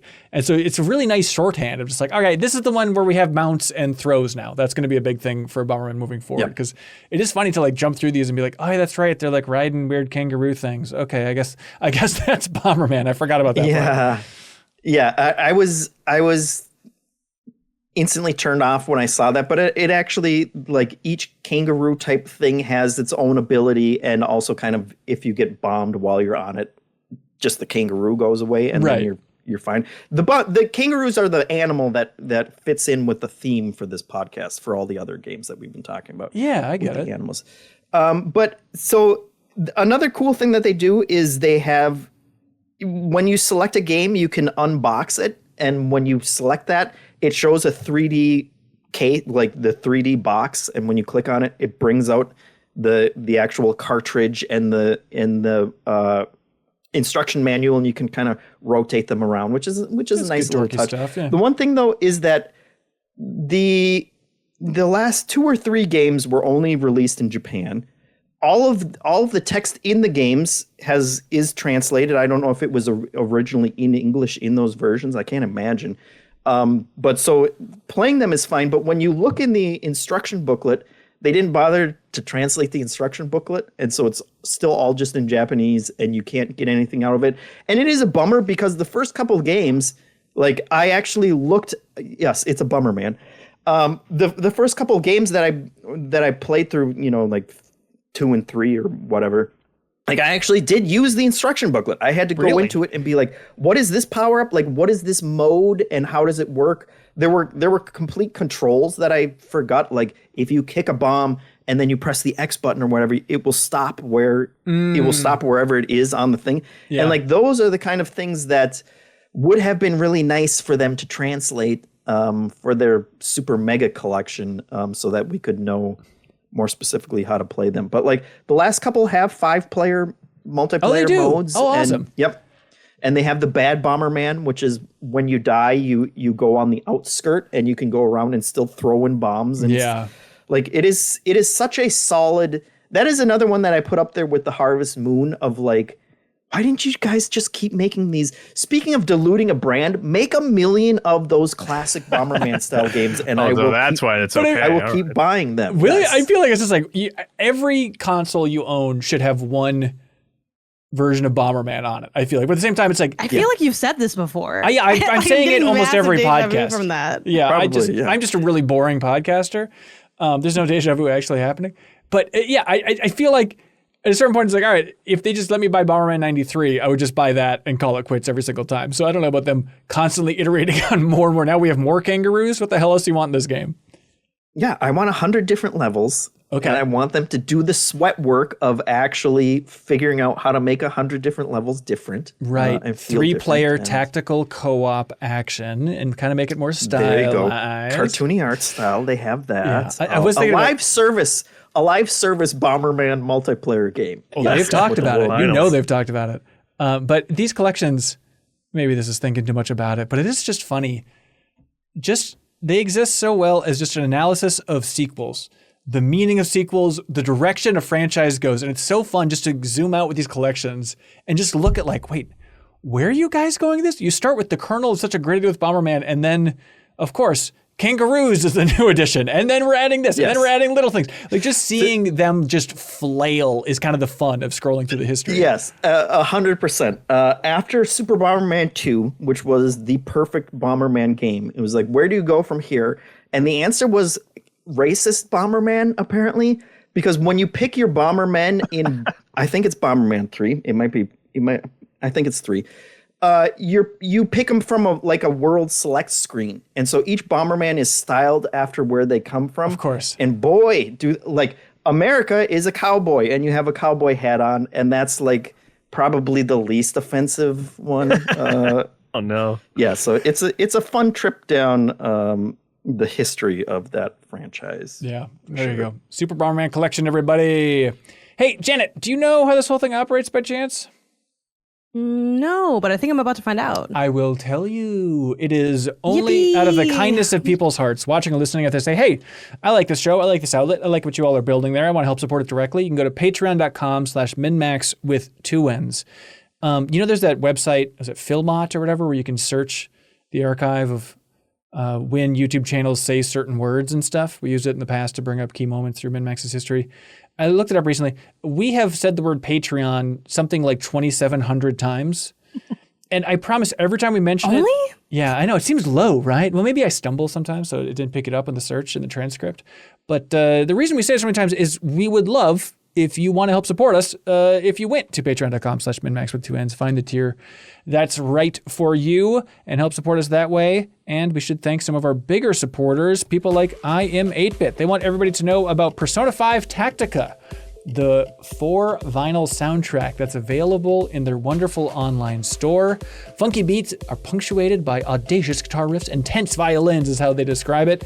It looks fantastic. It's, a Persona 5 soundtrack from I'm 8-Bit. It's gonna look great, gonna sound great. Have some Persona vinyls in your collection, everybody. And you can find a ton of other stuff at I'm 8-Bit's wonderful online store. You can go there, use the promo code I love I Am 8-Bit this entire month for 10% off of everything under $100, not including stuff from Atlas. So not including the Persona 5 Tactica vinyl, but you can get that anyway. You can pre-order that up through February 23rd is when pre-order cutoffs cut off for Persona 5 Tactica. So help support I Am 8-Bit because they support the MinnMax community in a big bad way by shipping out a prize each and every week to whoever submits the best question over there on Patreon. The number one favorite question wins the grand prize. And this week, that person wins the vinyl for Steven Universe, the movie. Sweet looking vinyl thanks to I'm 8-Bit. So here we go, everybody. Pressure's on. Janet, you ready? Yeah. Okay, here we go. We're focused. Cody West writes in, I've been thinking about this a lot lately, mostly in regards to the trend of indie horror pushing more towards that lo-fi PSX look, the PS1 look. What console generation do you look back on most fondly in terms of aesthetic? It is weird with the PS1. I took this as like the shape of the console aesthetic. Because it's square. Not quite. 16-bit for me. That was the one that I had when I was a kid. That was my Super Nintendo was my first home console, So that just makes me happy to look at those pixels. Is it as simple as that? I wonder how many people would choose a system other than the first system they owned.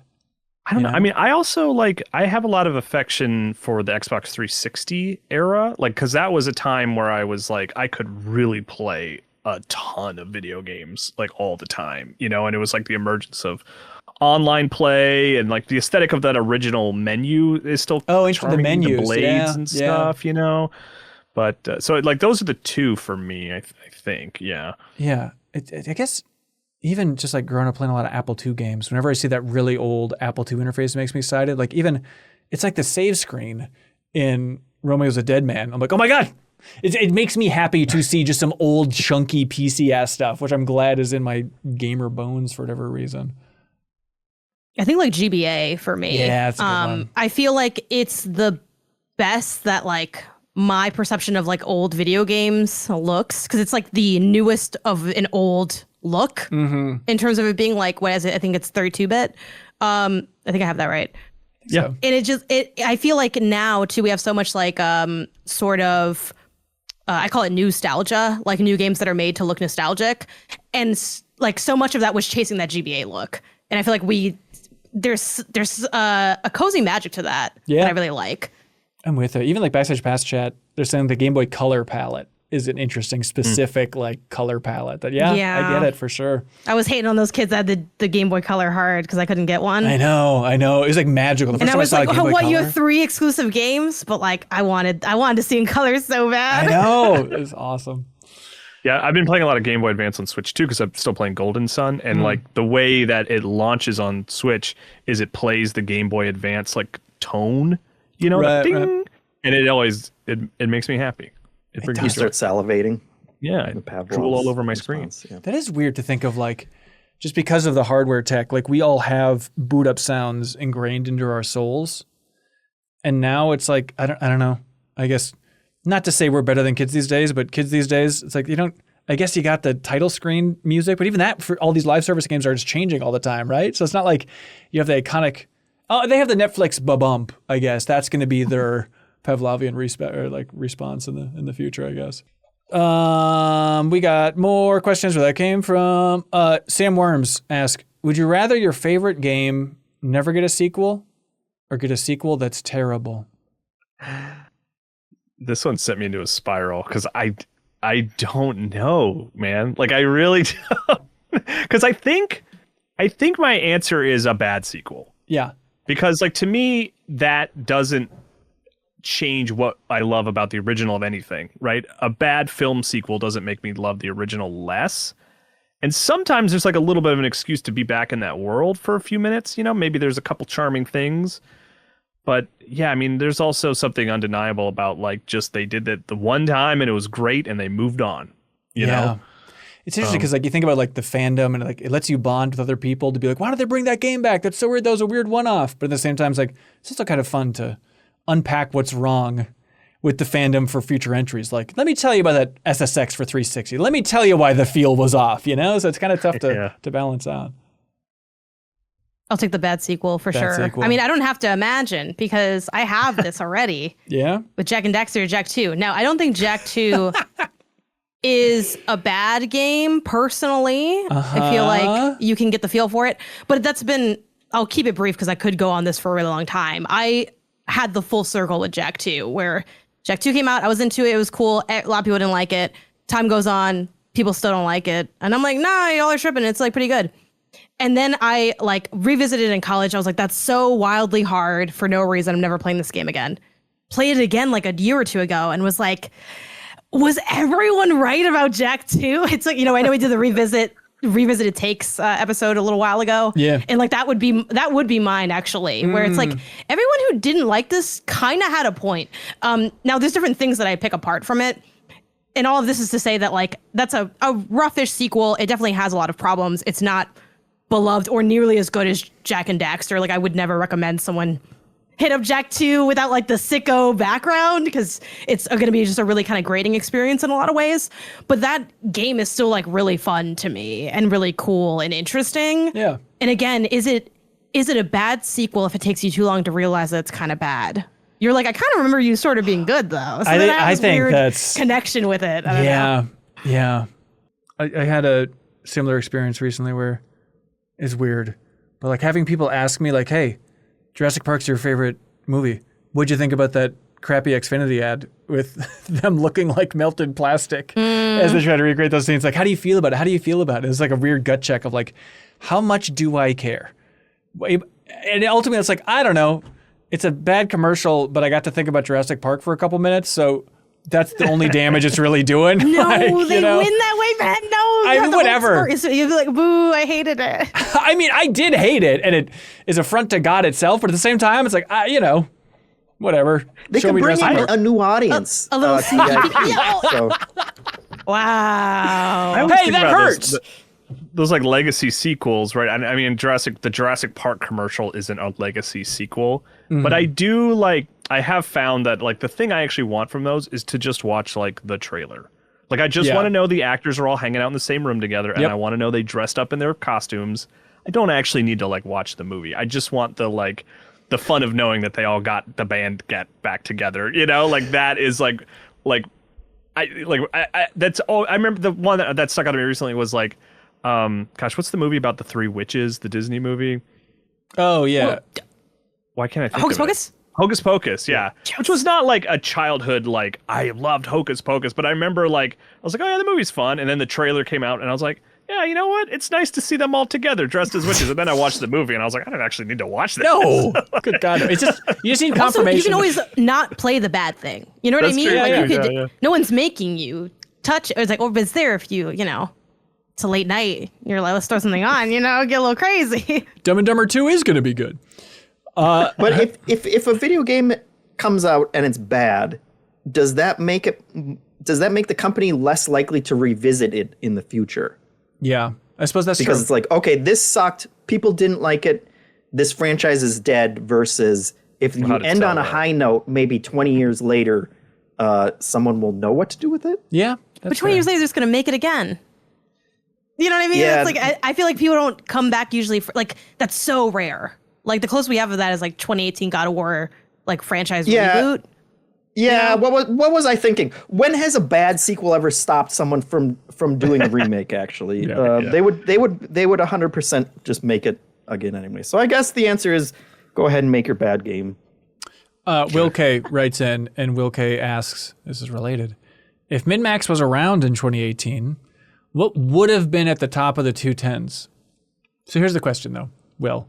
Best games of 2018. I know, we're all like, I mean, that's an iconic year. That's Spider-Man, God of War, Red Dead 2. That's the big trio. 2018 list. Oh, probably like MinnMax, like as it is today. See, this is the question. Is it like surreal? And I guess the three of us, I think MinnMax as it is today is a more fun question, right? Like, how do you think that would have shooken out? Because like Smash I Ultimate. think Red Dead Red Dead. because of Haley. That was my that's number true. one. Oh, was Haley! Red I Dead forgot 2. about Haley. Yeah. Yeah. My 2018 list is Red Dead, God of War, Spider-Man, Iconoclast, Super Smash Bros. Ultimate, The Shadow of the Colossus remake, Beat Saber, Astrobot Rescue Mission, the VR game, Mega Man 11, and Minute is my top 10. Oh, Minute. Wow. Was Celeste that year? No. No. This is wrong, right? I This is think like a port. 2016 Okay. for Celeste, I think. I was saying, there's no way every great game came out in this year. It was a very Yeah. good year. And I was a God of War guy over Red Dead. And I wonder how many of us Same. there were. Like, okay, there we go. Jacob probably God of War. No, Probably he didn't Jacob, like yeah. that. No, that's right. He didn't like that one. Really? Or You did like you not like- Ragnarok? or- Are you sure? Because, He didn't like Too much one of dad. them. I think it was that one he didn't like. Yeah. but why wouldn't you like it? No, actually, Take it out with him. He's He's the one who's wrong. why? Let me call it. Why don't you like?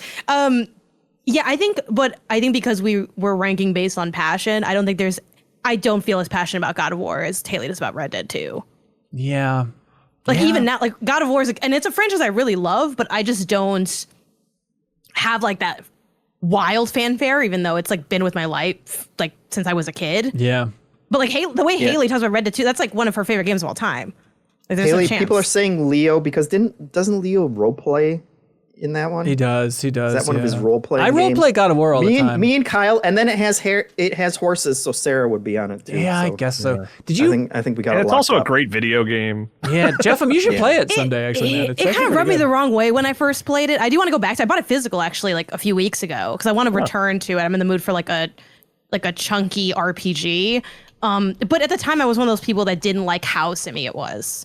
Where it's like you look at someone and then your save is ruined. I'm like, this is a bit much. Speaking of a bit But much, I feel like I'm ready to go back now. I've changed a little bit. my thing with that game bit. is like, and I don't mean to throw Jeff under the bus here, but like the sort of last, 10 hours of that game, I just found so moving and like interesting and like really like it's one of those games where I was just looking at the screen, not doing anything, and just feeling like not like out and out crying, but just feeling weepy of just like. Just the whole experience, because it's like, and Zelda does the same thing to me too. It's like the recent ones, because it's like it's so big and so expansive, and there's so much that happens that when you get to the end, if there's even like a little bit of emotional catharsis, it's just like I lived a life is almost like how I felt about that game, which is like, I completely agree. I want to go back at some point and just replay the epilogue. I wonder if I could just jump to that in Red Dead 2, because I was so frustrated by how long that epilogue was in Red Dead 2, and now I feel like maybe I would be able to savor it for what it is. Celeste was 2018. It was, yeah, totally. I was way off. Wow. Thank you, Backstage Pass. So that actually might have been that could be a light shakeup. I do really love that game, but I don't know. It's also like I guess how many people would do we have like a big group for that? Like for Celeste being like game of the year? I like think fine. So. I never finished it. It was cool. Damn, I like the soundtrack. That's wild. Speaking of snub, it is. You think you know some people, What am I even doing in the Slack group? I don't know what's going on. It's funny just how easy it is to go back almost a decade now to the debates of 2018. Just be like, yeah, we talked about all these great games. Also, Spider-Man, the first one is like one of the greatest, action adventure games ever made. I know, but Spider-Man's getting cooked compared to like God of War. Like Spider-Man can even win in his own console in this year. Yeah, it's tough. Which is a testament to how good the year is. It's nothing against, Spider-Man. That was awesome. Robert Draw. Also, shout out to Iconoclast, a game I never shut up about. Kyle, we got it. The brother made a bad movie or whatever. We got it. What did the brother direct? He made multiple bad movies, okay? Okay, what was the... People are angry today. He did Shazam 2. He did Until Dawn recently. We all love that Until Dawn movie. That's right. Robert Draw writes in and says, I know there's been a lot of fretting and fussing in the industry. Oh, here we go.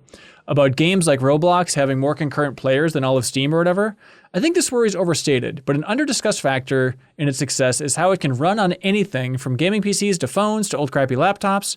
Do you think this is a direction that non-live service games could aim for, and not just indie darlings like Balatro? Like the way that this question sparked my brain is like, yeah, what if Naughty Dog's next game just looked like a Roblox game and it could run on absolutely anything? You can charge your $60 for or whatever. It's a cool experience. I don't know what they'd end up charging for it. Maybe that would completely defeat the purpose of it. But just like imagine if it totally. But imagine if Naughty Dog's game could just run on absolutely anything. Wouldn't that like... For audio listeners, I looked really confused when Ben said $60. I guess that throws it off. But it is an interesting thing of like so many people I think are gated out of AAA gaming and be like, well, my computer runs like crap. I couldn't possibly play it. But if a big game was playable on absolutely everything and it wasn't, just a 2D game, like it would be... No. I don't think access is as important as people think. Like I don't think it's like, oh, I didn't play your game because I didn't have the thing to play it on. I know it's also, I'm speaking from a place of immense privilege where I have everything, like more than even everything. I have like a PC and a Steam Deck. It's like kind of ridiculous. But yeah, I don't know. That only applies if I already want to play the game. You know what I mean? Like if I was a kid and I didn't have the Xbox and I wanted to play Halo, it's like, okay, then that matters. But like being able to play a game I never wanted to play, like the access doesn't become an appeal point for me. It's kind of putting the cart before the horse, I feel like. Yeah. The reason Roblox is so big is because it's free. The fact that you can play it on a tablet or whatever, sure. But you lose that, like, that is such a different style of game than why Naughty Dog games are good in the first place. Like, I don't think just translating that one fact that, like, okay, well, now you can play a Naughty Dog game on a tablet, I guess, so therefore it's Last of Us 3 is going to sell a bajillion copies. $60, you're going to buy a $60 game on your iPad, and I mean, and also it looks like so like how many people are you losing versus the ones that you're bringing in is just. Also, I think the barrier for that type of gamer, right, who's like, maybe someone who's like, I loved video games growing up, I don't really play them anymore, I don't buy the new consoles and stuff. Their barrier is time. It's not like the hardware. It's that they don't have time to play the games that look cool to them. Some of it's like, don't you know, like other parents and stuff, Ben, who are like, oh, video games. I don't have time for video games anymore. Like that's all I ever hear when I talk to other adults. Yeah, I'm sure there is a sliver of that pie though that is thrown off by like, I couldn't run that. I don't really know how this would work. Like I don't think it's 100% just time for folks. Yeah. Yeah, I agree with that, but that's not getting you grow a garden numbers. Right. Yeah. And it's like Stadia was like, they really tried to like fill that sort of spot of like, you can play anything on any platform. and no one cared. Well, Yeah, and then on top of that, even like Capcom releasing, hey, you can play Resident Evil 4 remake on an iPad. It was like only like the newer end iPad, but I still feel like no one wants to play it there. So there's a case in point. I've been playing Tomb Raider on my phone, Tomb Raider 2013. Really? That's kind of partially relevant. Disgusting. Wait, like through Game Pass or something? No, they're porting Tomb Raider, the 2013 Tomb Raider, to iPhones. What? I think it's coming out in like a couple days, and I've been playing with a Backbone controller. Weird. Nice. What is your life? Okay. I don't know. Someone sends me an email and they're like, "Hey, we're releasing this game you freaking love from 2013, and on the device in your pocket. You want to try it?" I'm like, "Yeah, I love that game." Here's my bold claim, Kyle. I feel like Rise of the Tomb Raider, best, most under-celebrated game of the last. Is that the 15? second one? Second or third one. one. That's the bear one, right? It's the bear one. No one ever talks about that game. It's so freaking good. It's the only game I know from that franchise, I feel like. Oh, But really? I The bear one? I keep restarting it. Yeah. Yeah, I don't know. The third time's going to be the charm, though. You'll take I'm it. excited to get to it. My thing about that game is that like that first one in particular, I feel like although it was a commercial and critical success, I think it's underrated in terms of design. Yeah. I think there's a lot of games have pulled from that game's design without even realizing that that's like, because that game's more Metroidy than you realize. It's more Arkham than I think people remember. Yeah, it's a great game. For sure. Dominant Citroki says, Dear Minimus Maximals, Mewgenics and Metroid Prime 4 are two of the latest examples of games with long development cycles finally beating the odds and releasing years after their first announcements. What I want to know is, what is next? StarCraft Ghost, Beyond Good and Evil 2, Star Citizen, Deep Down, Little Devil Inside? Literally, well, actually, I'm like, what else is on my tabs? No, it's just regular tabs. Little Devil Inside's what I looked up. Yeah. That's it? Yeah. That's It's like there's just an Legendary indie Status? title I've been watching for forever because it's one of those things where it's like it's a combo of it has been like delayed a lot, but also indie marketing is often like very early compared to AAA marketing. But it's the rare thing of like it's not just indie market; it has like the PlayStation bump because it was in their showcase. So it was like more front of mind for me because they've shown it to me so many times, but they keep not giving it to me. So it's like become kind of like a meme within my indie circles about this game. Yeah, it is getting to that legendary point, yeah. Dominic also brings up, is it Judas? I feel like Ken Levine's Judas might be in that arena as well. That feels real though. Some of those other ones don't feel real to me. Yeah. In theory. Like Shenmue Half-Life 4, 3. Shenmue 4, Half-Life 3. Like those are the ones that are like people have played Judas, right? Yeah. Like, Jack Sage writes in, they say, ahoy hoy, CLCs, hello. Who is the Bob Ross of gaming / game design? I love this question. So when I think Bob Ross, I think fantastic art. No, I think just the most soothing voice presence imaginable. And so thinking about like which game developers are even out, in the world of gaming in general, can just like Mark lowly. Cerny. I also thought of Mark Cerny. Yeah. But when I read this question, I thought like someone who's teaching like information. Would it be interesting. Sakurai in a way? Because he's like yeah. breaking things down. He's not soothing though. No offense to him, but he's also not. He's not soothing. I would call him not soothing. But you're right. He's breaking it down. He's literally a tear down his cheek listening to this podcast. But I want to see that pie chart of, the joy of painting Bob Ross, who's like, oh, good painting tip, versus I think 95% of people watching are just like, lull me to sleep, daddy,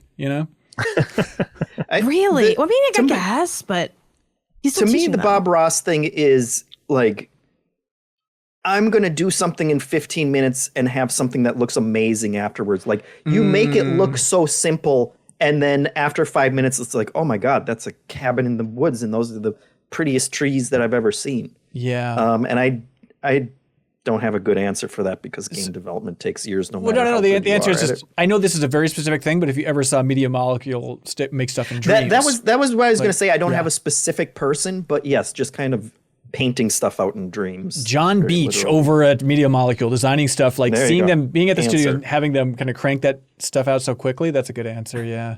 I think it's the developers that are also like kind of content creators. So Yeah. obviously not soothing at all. Quite the opposite. Xalavier Nelson is often like kind of a peek voice. behind the Oh curtain. my God. Again, opposite energy, works for his brand. Not someone else that comes soothing to mind. in a Yes, it's complimentary like, way. Exactly. And then the last thing that comes to mind is this person. I don't know if this is their name or their handle. Wallabear, like Wallabear Games, the guy who made Jelly Car Worlds. I follow him on TikTok. He's a great follow, and he's often like ideating, making a bunch of like small games like fairly quickly, bouncing between things. And again, no one's as soothing as Bob Ross, but he's more of like a chill vibe in what he's showing off, and it's like often like very like visual or like physics based. So that's who came to mind for me. Here's a bold question, and I'm not scared to ask the hard-hitting questions here in this podcast. Northern Lion, would you consider his voice soothing? He has such an interesting kind of cadence and rhythm, but there's something kind of punchy about it, but it's like a soothing punch is how I would describe his voice. You know what I mean? I mean, I love Northern Lion, but I don't think he's soothing. No? I think he's more in that Xalavier. He's closer to Xalavier than he is to Bob Ross. Something comforting about him. Markiplier has a good, like, deep sort of soothing voice, I think. Yeah. I'm not super, like, I don't follow him very closely, but whenever I hear him talk, I'm always kind of shocked what he sounds like. Okay, here's my question for you again, Kyle. I was thinking Will Wright, not the most soothing voice classically, but like some of his GDC talks, like back in 2006, of just him walking through physics and space and stuff. Like, I've watched that so many times. It's so soothing. It's fun to listen to him talk about games. Absolutely. Right. But somebody that it's fun to hear him talk about games, and they do have a soothing voice. Peter Molyneux, right? Very soothing show. And I'm just thinking about like the impact of the soothing voice of Peter Molyneux on the success of the games that he worked on throughout his entire life. Going back to Bullfrog. Lionhead stuff. Like, how much did his soothing presentation impact the legacy of the games that he worked on? I think it's like a big bump up because Press wanted to talk to him. He's fun to talk to. He's a fun interview. Controversy noted, right? And then that bumps the games a little bit more in the magazines back in the day and stuff. Like, I think it has a tangible impact. Also wildly overpromises what's going to be in the games. That helps. Yeah, it's like if Bob Ross started every presentation, being like, Sistine Chapel, here we go. And then he just paints a fucking tree.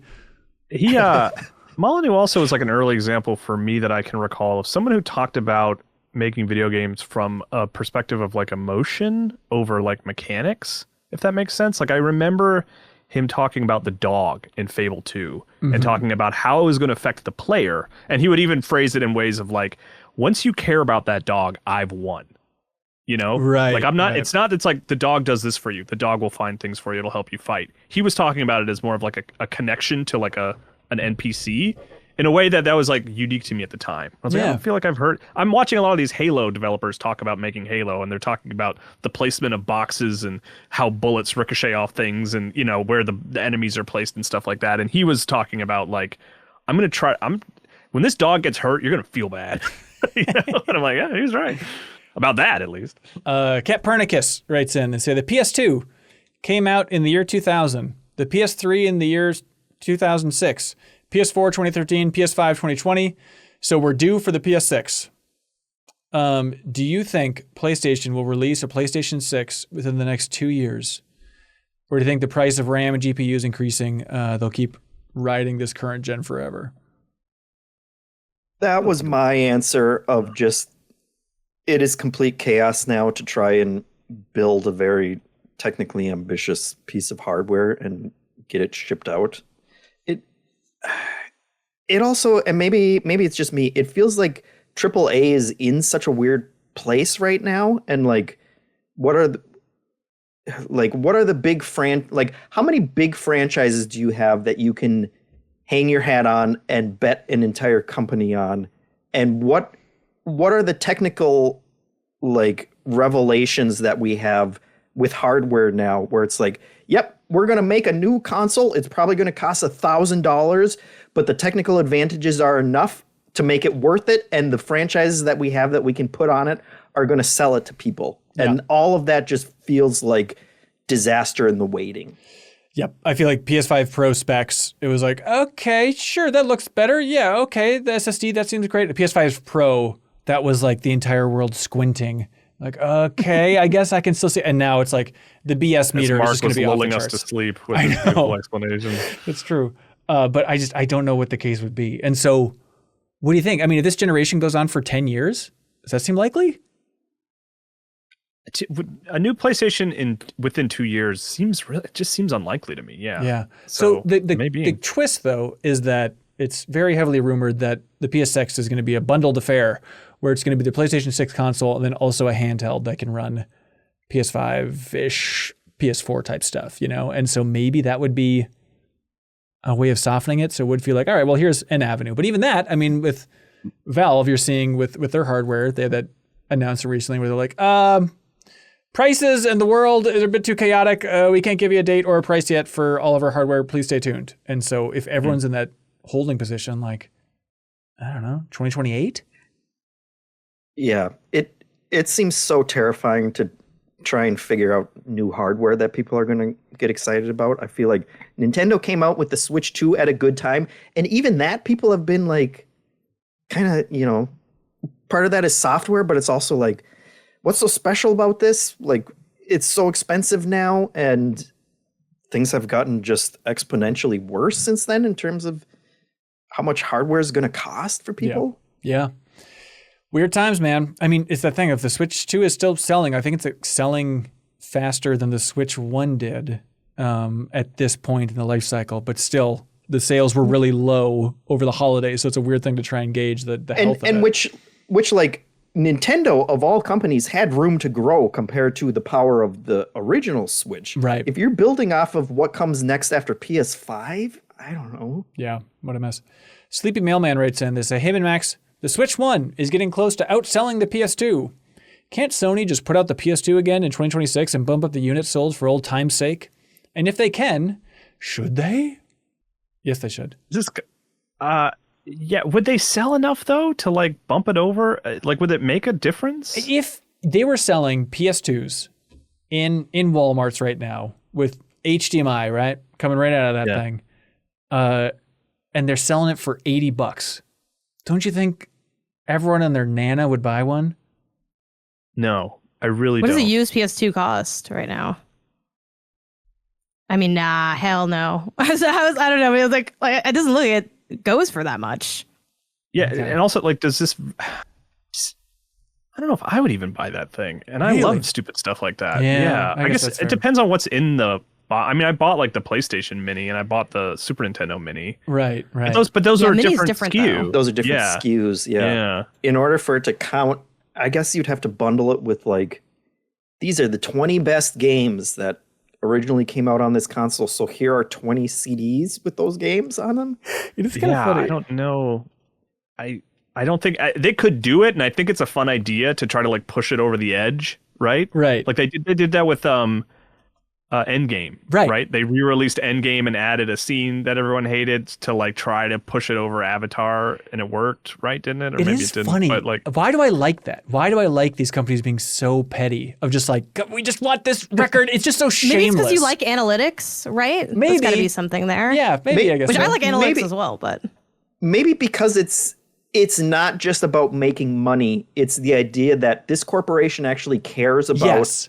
like the you know, the clout or like the actual gamer cred of getting that. They'd probably lose money on it, but if they did it, it would be a baller move because they care that much about something other than money. Right. Let's see. Ryan Agogo says, hey, Dune is the best biome movie that takes place in a desert. Sorry, the best desert biome movie. There we go. Predator is a jungle biome movie. Waterworld is a great Costner biome movie. Come on, right? So they ask, what are the best biome movies overall? Like, what's the best ice movie, space movie, house movie? Is House a biome? I don't know, Ryan Agogo. But I love this question. House movie, Get Out. Yeah. Okay. oh, that's good. Yeah, Monster House or Get Out. I think we're all in agreement. The Thing for ice, maybe. Because That's what I was thinking too. yeah, ice or snow. I guess if you're making it just kind of like winter biome, wintry. That's got to be the thing. Lava. Episode 3 for Volcano. Because of that one scene. I mean, does the entire movie, a majority of the movie, need to take Tarzan place? for the jungle. over Predator? Oh, we can take Predator. Like, I don't know. This is not realistic, Ben. Don't worry about Yeah, it. you're right. Don't think You're too much about right. it. You're right. Swamp. Oh, that's Shrek, I suppose, for the best swamp movie. They don't spend much time in that swamp, though. Yeah, they're not in the swamp very much. Yeah. Like lava, volcano. You can't even say fire and ash because they're like just basically glancing at the volcano once. That's the best Pandora biome. Yeah. Would Volcano be the best volcano movie, even though it's technically just Los Angeles, but it is a volcano erupting everywhere? I go Dante's Peak over Volcano. I know it's controversial. Audio Pizza You've says, thought about this a lot. I have to now. They say Anaconda for the best swamp movie. For swamp. That's pretty good. Okay. That's a good pick. The old one, I presume. All right, Lawrence of Arabia for desert movies is Natron B. Fancy. Ooh, Natron, look at me. I've seen an old movie. Predator 2, yeah, for city biome. Ghostbusters for a city biome. Ghostbusters City is definitely city's rough. What are we basing that on? How fun it is to be in the city? How Any much the city city plays an movie? integral part? Yeah. I guess it just has to be Ghostbusters, the most city movies ever made, I think. Sky was the one I was thinking about. Castle in the Sky. Okay. Is it just a lock? Sky Captain the World of Tomorrow? Not even holding the candle? No. All right. Is suburb a biome? These are the questions that we can all lose sleep tonight wondering. Let's see. Suburb biome. Brock and Alexander. It is, clearly. Air Force One for the best Sky movie. Chad, you know what you're doing. Brock and Alexander says, hey, Max, that's us. I was watching Leo's stream yesterday, his charity stream, and when asked what we could do to help stop the current and future ICE occupations, Leo's wife mentioned connecting and supporting your local communities.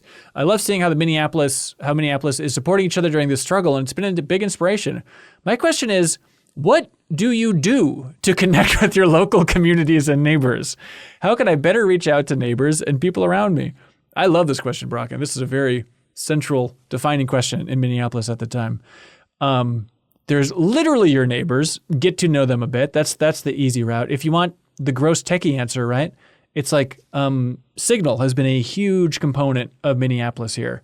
And, you know, it's like, hey, we got Signal groups for like the entire neighborhood and then zooming into your specific neighborhood. And it's like, all right, rapid response team for this neighborhood, go. I'm patrolling right now, looking for ICE, following them, recording them. And so that has been the biggest revelation recently, is just like, oh my God, this Signal group is unbelievable. This is where stuff is getting organized. This is where people are talking about what's coming up. But with that, there's been an interesting kind of, rebound reaction towards like the Facebook group organizers, you know? Like I saw somebody in my Facebook neighborhood group the other day. They're like, hey, what protests are coming up soon? And someone's like, nice work, nice try, feds. I'm like, if you don't need to, like, there's people just asking who aren't on Signal of wondering like what's going on. And so trying to make like an on-ramp where you can be verified, not to be a member of ICE jumping into these Signal chats. I'm sure they're in there. Obviously, they're sneaky. But creating an on-ramp that's clear to explain while still having a little bit of gating to it, so it's not just a wide open forum, like that is the interesting conundrum. But I am very sensitive to that idea of like, there's a lot of people who want to be more connected to the community, especially when something, as extreme as the ICE occupation in Minneapolis is happening, and it doesn't feel like there's the clear step 1, step 2, step 3. It's all kind of this murkiness. And if there was that clear step 1, step 2, step 3 that could be safe, I feel like so many more people would get engaged and get involved. And it's a frustrating challenge, I think. Yeah, it's even beyond, like we're looking at it through the lens of, protecting your neighborhoods from ICE right now. But just like, once this is all over, I feel hopeful for us in Minneapolis and stuff that like, I think the response once this is over is people are just going to want to be out hanging out with people and having more community. I saw one, I think it's a book or something, and I'm sorry that I don't know like the specifics of it, but the framing of it was like bowling or die, and the entire philosophy of it was like, once we started losing community events that people would do in their community, like bowling, people used to go bowling once a week with people from their community, like we became so separated from one another and turned to online, interactions that we started, like society started falling apart was the point of it. And it's a hard question of like, how do you organize and how do you find things in your community that aren't just using like the man's an online tools platform in order to do that? And then like, don't go on Nextdoor. I know Nextdoor isn't the answer for finding normal people and not having to deal with a bunch of cranks who are, already radicalized in whatever group that they belong to. So I hope that the takeaway from what we're going through is find more community events, look around in your local, like, little, not strip malls, but whatever your version of Main Street is, where you have a bunch of shops. I'm sure they're doing get-togethers and events and things like that you can start kind of participating in and getting more actual human reaction. Yeah. Someone in the comments is saying, is Jeff from talking about Bowling Alone, the collapse and revival of American community? And that is what it is. Yeah, I do feel like you're feeling, and part of it's weird to say, and we've talked about it in other MinnMax content, but like the thrill of being in Minneapolis right now and why it feels good in a lot of ways is like that acceleration of community reconnecting and people looking out for each other. And like everyone is in the best, most supportive mood I've ever seen in this city. And it is that thrill of like, all right, it kind of networks neighborhoods collapsing a little bit over the last 20 years or so. And now it just feels like there's just a wild acceleration of everyone being like, hey, remember how good it feels to help each other out in person? It's like, oh, that's right. We're just, dumb little things like, I posted on our Facebook group, like, hey, I go to this community rec center every Saturday with my kid, and it's awesome. It's like a wide open gym filled with balls and toys, and no one's ever there. And it was so amazing to see so many people be like, oh yeah, we should go to that. And now like every weekend, there's like a bunch of other families there, and my kid has people to play with. And it's like, I feel better about that than, honestly, that big charity stream we did. Like just having like that, the impact of like actually interacting with these parents and kids and feeling like, okay, like we're getting to know each other so much better. It just feels so refreshing and nice. And just a small little thing, it seems obvious. I was reminded of it recently where I was in the post office yesterday and my neighbors came in and they were talking to the postal worker there, and they just like knew the guy's name. And I've dealt with this postal worker, a fair number of times over the last couple of years. And I was like, oh, yeah, I never just thought of asking, hey, person I see about every month, what's your name? Like, it's such a basic human thing. But like, oh, yeah, the person at the grocery store I check out groceries with all the time. Like, why am I not asking what their name is? And if you're one of those people, like almost everybody on earth who's really bad at remembering names, good news, you have a phone in your pocket. After you walk away from them, take a note and write down in your phone what their name was. Like just drilling that little bit in, I think can do wonders. You did it. You solved it. Wow. All right, that sounded really sarcastic. I didn't mean for it to. I really appreciate it. I think that's a tear down society. It is a question I don't know the answer to, but I like that you've thought about it and you've really considered it. We shouldn't have connected because sarcasm hurts. All right. What do y'all like for question of the week? We got the favorite game. I like how the sequel. PlayStation 2 one, I think, considering the idea of them reselling it to, I don't know. It was a fun mind game. It's true. Bob Ross of gaming, bio movies. 2018 was kind of fun. I don't know if it's like 2018 too. Is it too gamey? Again, most of the questions are about games because it's a game podcast, but I like the 2018. Jeff, where are you leaning? Sure, 2018. Love it. Will K, congratulations. You just won the vinyl thanks to I Am 8-Bit. Now it is something that we call Get a Load of This.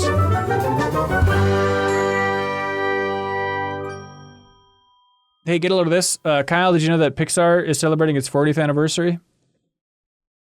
No, that can't be right. It is. They made a YouTube video that's short. It's like 8 minutes or something.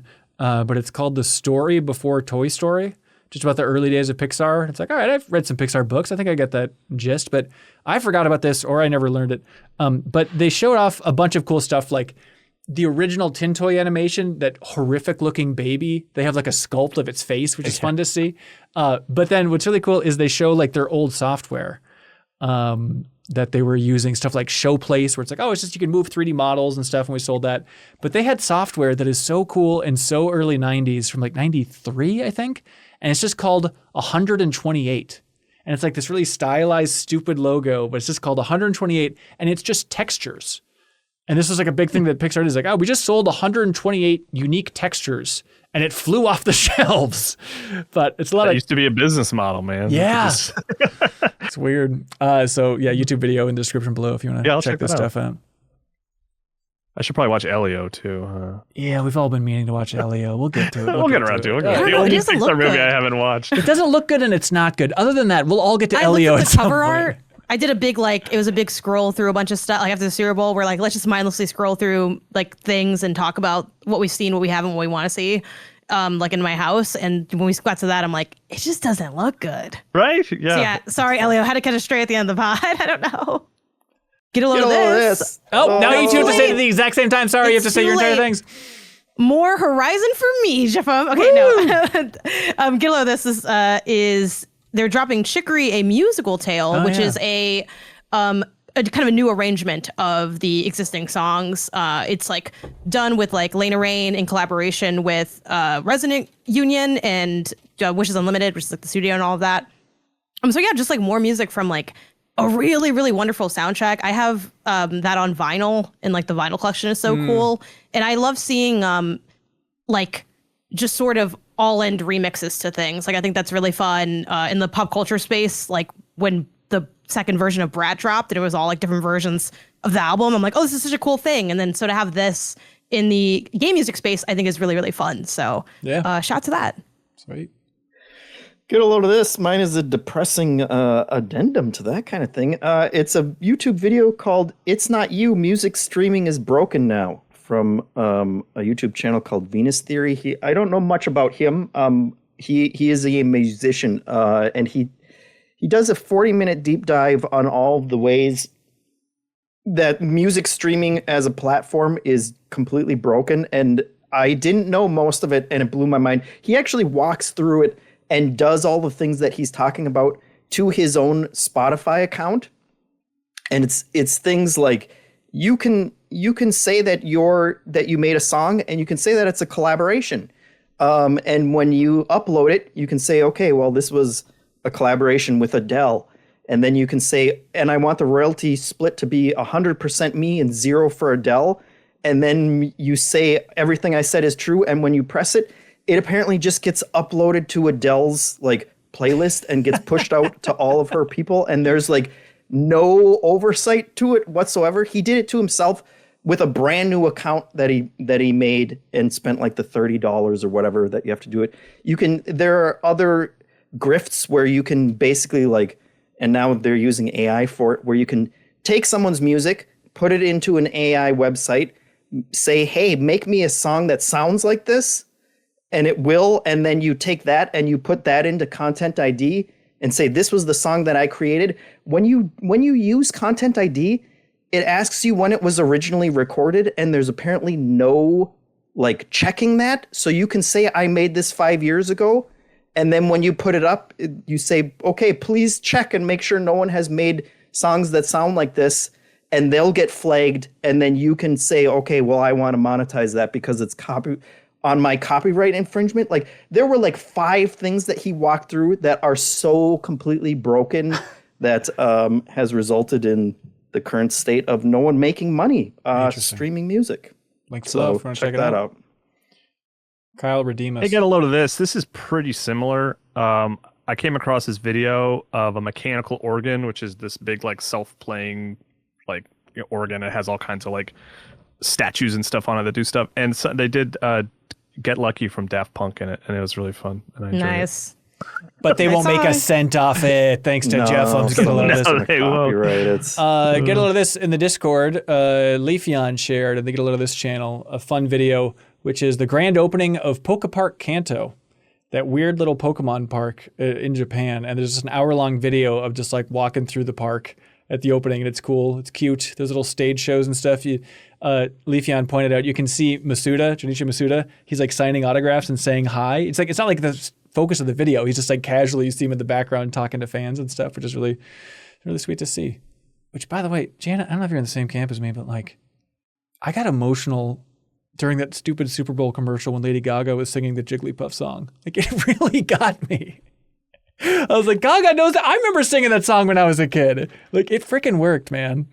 in many ways we're the same, but here I do think we differ a little bit. But I will say the Pokemon Park is kind of growing on me. I am supposed to take a trip to Japan this year. I do have to plan it. We'll see how those things can come together at some point. But I know everyone wishes it was more, but like I saw a couple, social clips of that as well, and seeing like the merch they have there, I'm like, I think I'm gonna have to buy a lot of that crap. I'm sorry. So yeah, I'm like kind of into it now. I don't know. There we go.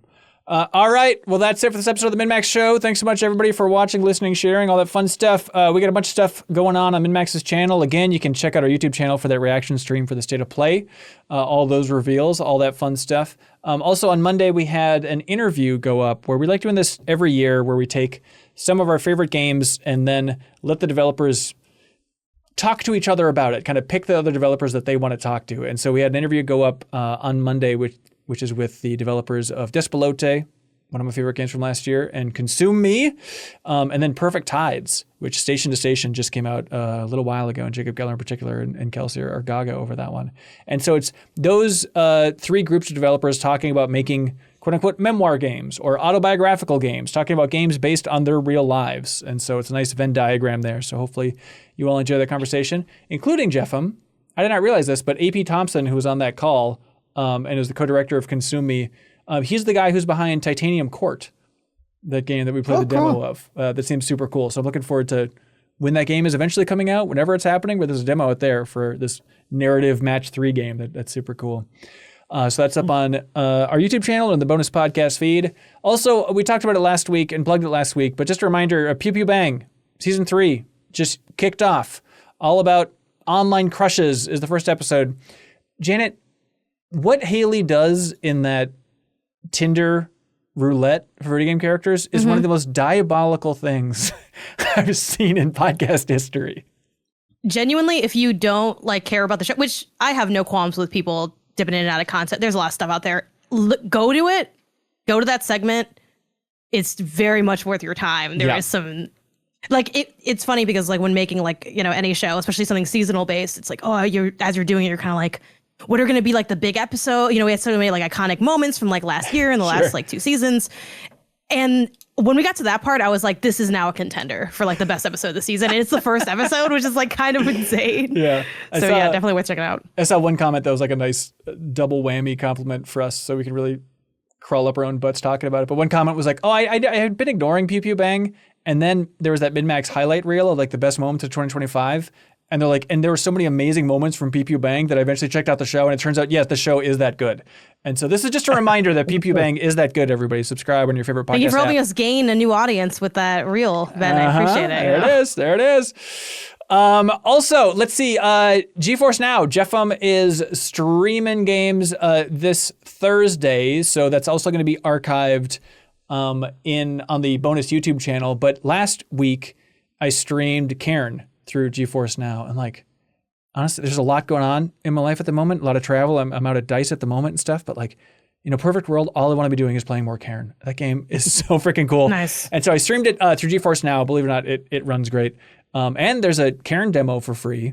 And you can have a free trial of GeForce Now. So that double whammy, you could jump in right now if you really want to. But GeForce Now, we're going to be doing streams throughout the entire month. Every Thursday, we're going to be rotating through. Janet's coming up at the end of the month on that Thursday. We're going to be going through a bunch of different games around GeForce Now. And GeForce Now, they have a whole update every Thursday. GFN Thursdays, they call it, for updates hey, now we have wide Linux support, which is awesome to see Linux gaining steam more and more. Or now we support flight controls through GeForce Now, which is wild. And the best pitch I could have is, I was talking to an old friend of mine recently, and he's like, yeah, my gaming laptop sucks. I need a new gaming laptop. I don't really know what to do because I want to play these AAA games. And I was like, hey man, I'm paid to talk about NVIDIA every once in a while, but genuinely, have you looked at GeForce Now? If you just want a laptop and you want to play AAA games, I do think it's a very, very, very, very good option. So you can check it out there. So we'll be doing more streams every Thursday, so check that out. And again, reminder, if you support MinnMax at the $5 tier before this coming Monday, February 16th, we'll DM you a Steam code for Consume Me. That game we've been talking about a lot over the last several months. So get a great game, support us at the same time, and we'll post on social media and update YouTube descriptions and podcast descriptions if we run out. All right, Janet, you got something you want to talk about? Yeah, I just want to plug again my Reanimal review that's up on Kotaku. And then I feel like I might have plugged this already, but I wrote an article on my website, pen2pixels.com, about Dogpile. If I did plug it again before, read it again. I don't know. But it just goes more into like why I think that game's special in a way that is, writing is always more articulated than a podcast format where you're large enough off the top of your head with a couple of supplementary notes. So give it a read if you're interested. Sweet. There it is. All right. Thanks so much, everybody. We'll be back next week to talk about a ton more games. Appreciate y'all sticking with us. Be good. Have fun. Let's go.